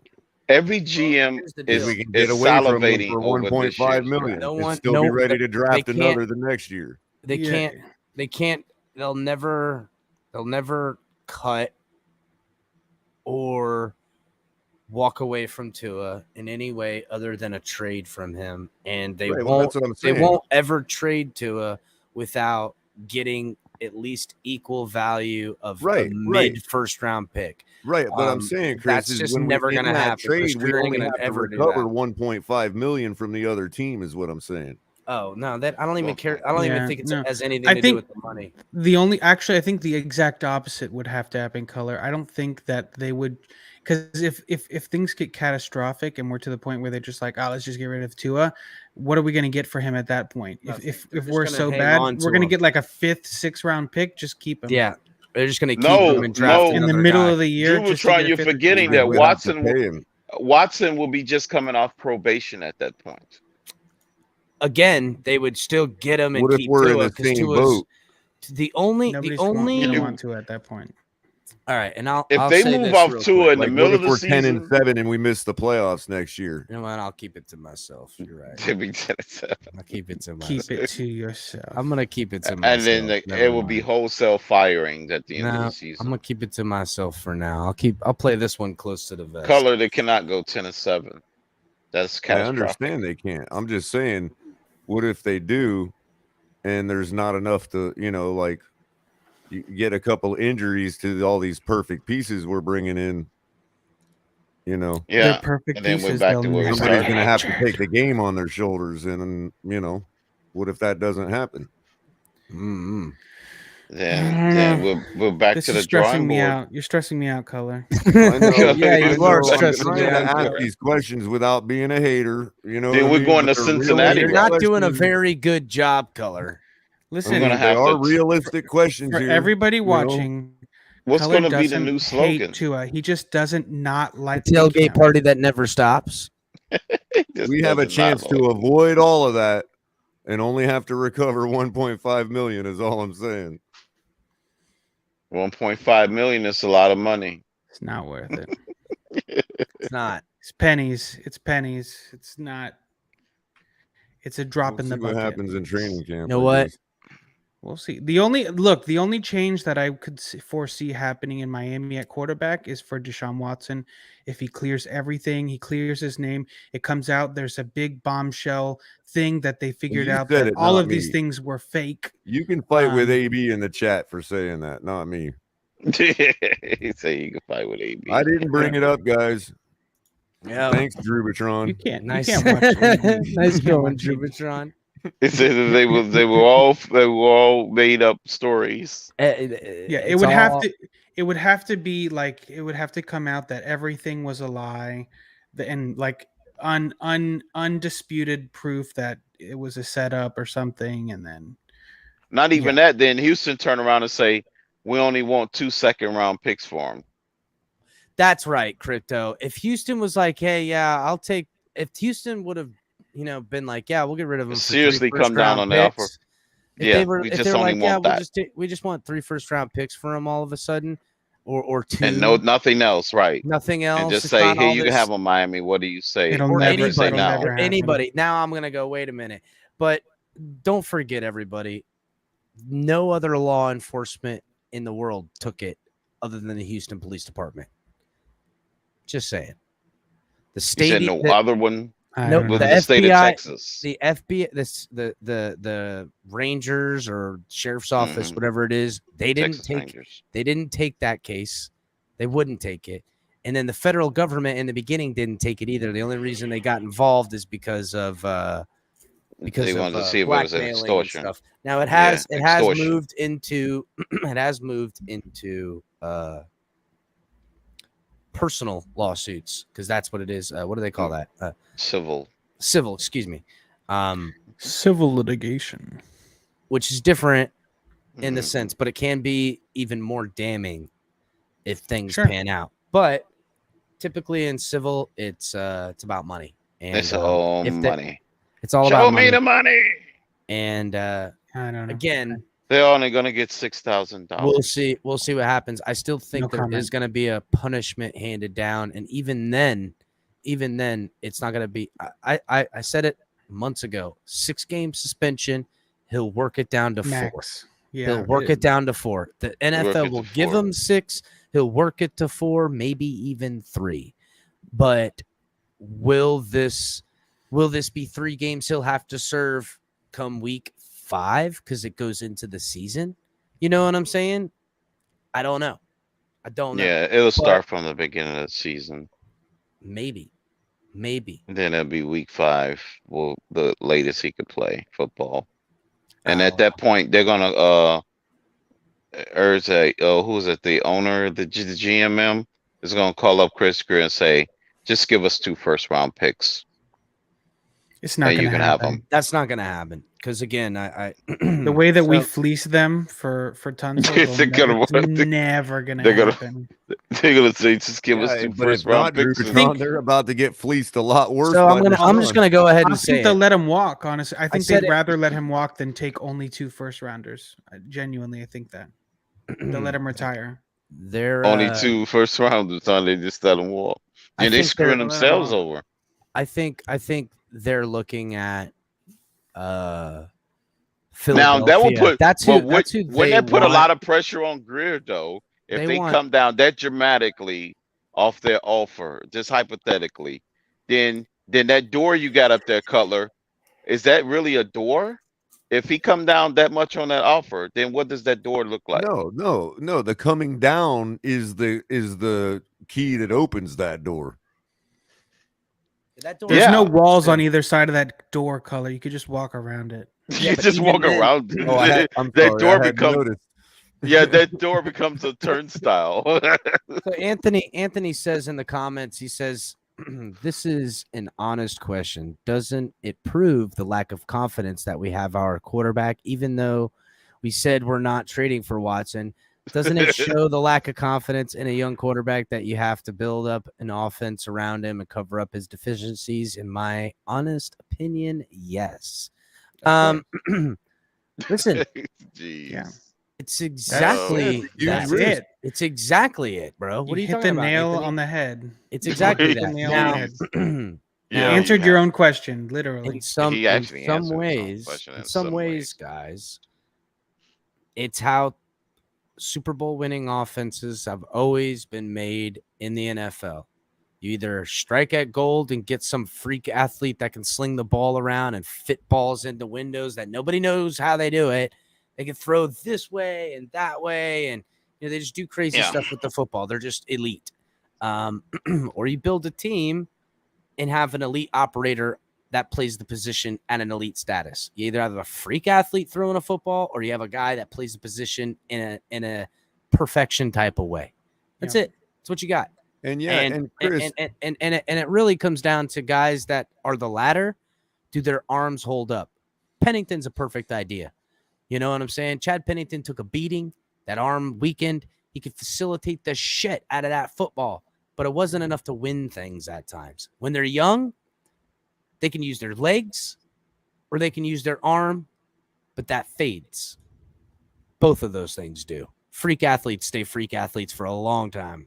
We've seen that. hey, and to your With the you freak know, athlete Chris, arm, I should say. Chris, to further what I was saying, and also to your point from a month or so ago about what Greer's plan is and That's what he's right. trying to do. if we're kind of stuck with Tua right now, believe it or not. If we were to trade Tua right now, we'd have to recover $10 million from the other team. Plus the value. He doesn't have that value. So what I'm not saying is, if we trade him after June 1st at any point, that drops all the way to 1.5 million, because so for like as it is right now, trade before June 1st, our dead money would be 9.7 million and our savings would be negative 1.5 million.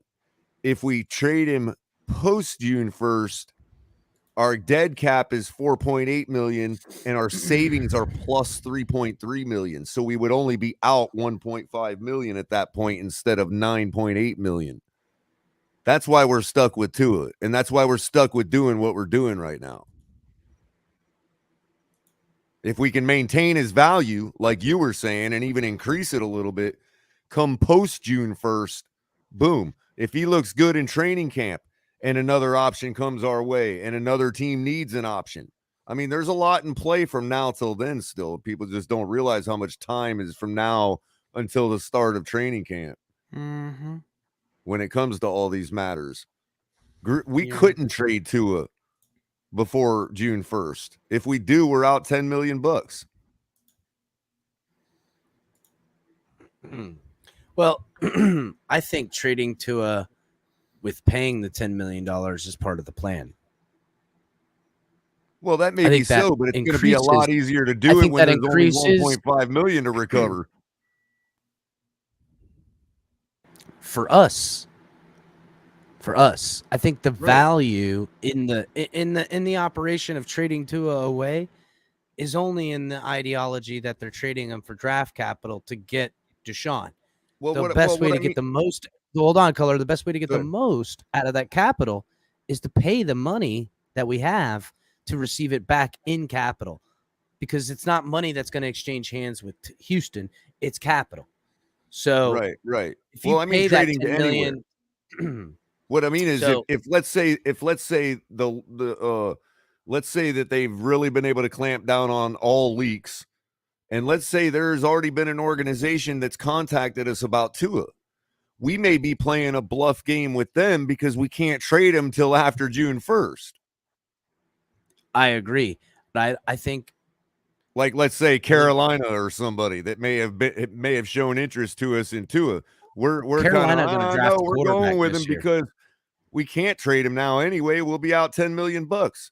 Plus, if we keep, no, Tua's our guy. Like you have been saying all along, Tua's our guy. Then come after June 1st when Carolina's still interested, we're only got to recover $1.5 million. Well, this trade, well, one or two things will tell you a lot. If Carolina goes in the first round, I think they got the 6th pick. If they don't pick a quarterback, which in a lot of ways can be perceived as it's a terrible quarterback class. I think the kid out of Liberty is the number 1 rated quarterback right now. It's not a good quarterback class. Pickett, the kid out of Liberty, and the Carolina kid, South Carolina or North Carolina kid, who I don't have faith in. He looks like what's his name from the Cleveland, like a light version of that. But did Carolina fire Matt Rule, or do they still have him? I don't know, man. I don't think they fired him yet, but I think it's still up in the air on Matt Rule. Hold on, let me see. He's the type that would go after that guy in Cincinnati, man.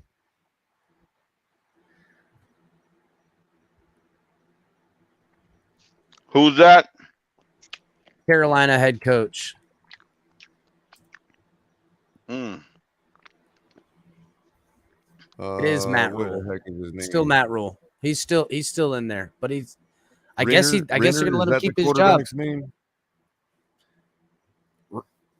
From where? From Cincinnati. Oh no! Listen, I think Carolina is the team to sell Tua to. I think they're the other team in the Deshaun Watson market. If If Aaron Rodgers stays with the Packers, that's gonna leave Carolina, Denver, Detroit potentially, Houston, New York potentially. Pittsburgh definitely needs a quarterback, and the Niners might be moving off of Jimmy G. So who knows? Yeah, Maybe Trey the Lance, Niners though. get to a.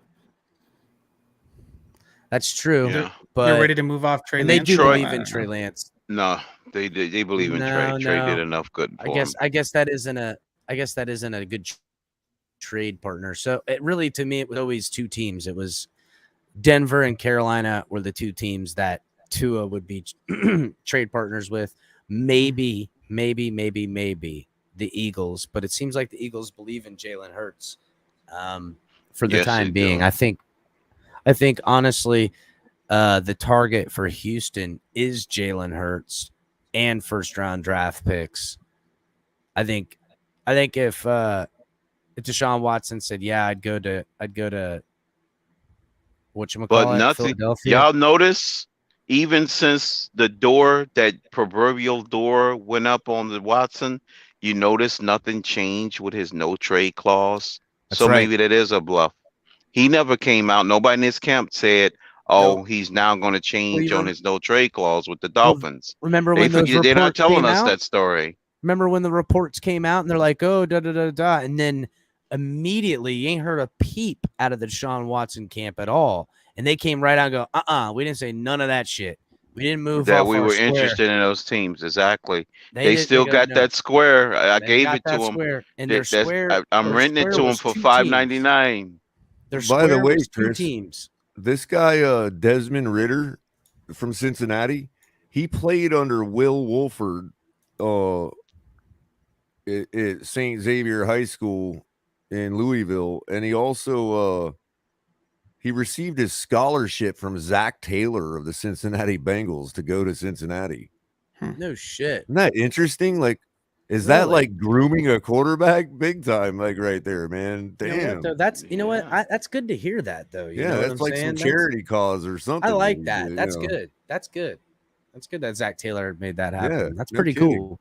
You know, So we he's have got- that on you know, he's got TMI. a We little got that bit every of- on TMI. He's got a little bit of football clout, you know. You know what? And that's something we always do on TMI. You and Tonk now you're doing it with Tonk. You guys have the cause for cleats, so that's some good shit right there. Yeah, I I'm gonna like have that. to. I don't know if they list coaches or not, but I'm gonna have to look that up. See if he's actually got some kind of scholarship program or something. To me, the perfect marriage is Carolina, the fan base, everything. But we'll see, guys. We'll go into more of that later. I'm actually gonna close the show down. Any last thoughts, boys? Crypto, anybody? I mean, Nothing. I didn't think so. Ready to go to bed. Stay I tuned. feel you guys. I'm telling you that we have to get the second part of that door.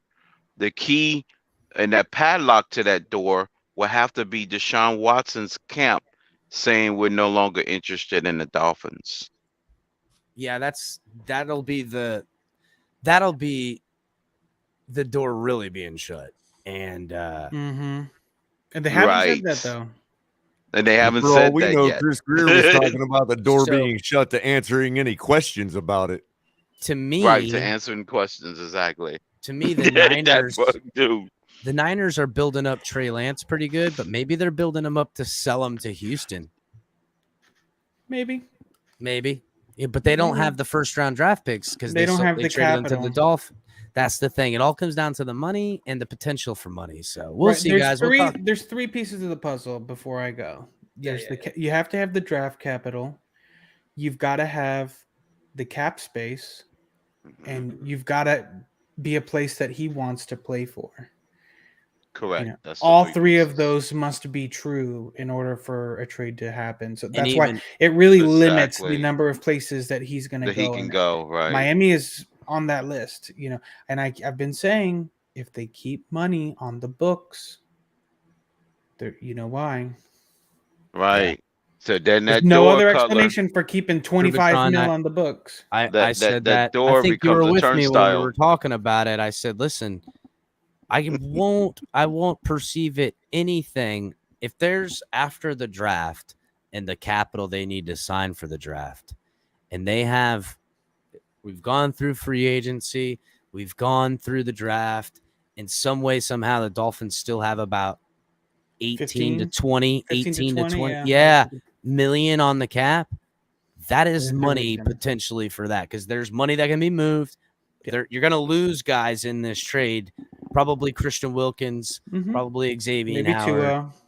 Tua definitely, because he ain't going to stay around here. So those 3 guys there, without cutting anyone else, gets the capital to make up for it. So if they're around anywhere between 20 to 15, it's money I look to be guaranteed. There's no other reason that you keep that much money. There's no other on reason the that they're going to hang on to it, bro. I've it's been going to be saying the very same clear. Shit. It's going to be very clear to me, bro. Did you inform management at the Hard Rock that you were going to make a statement like that?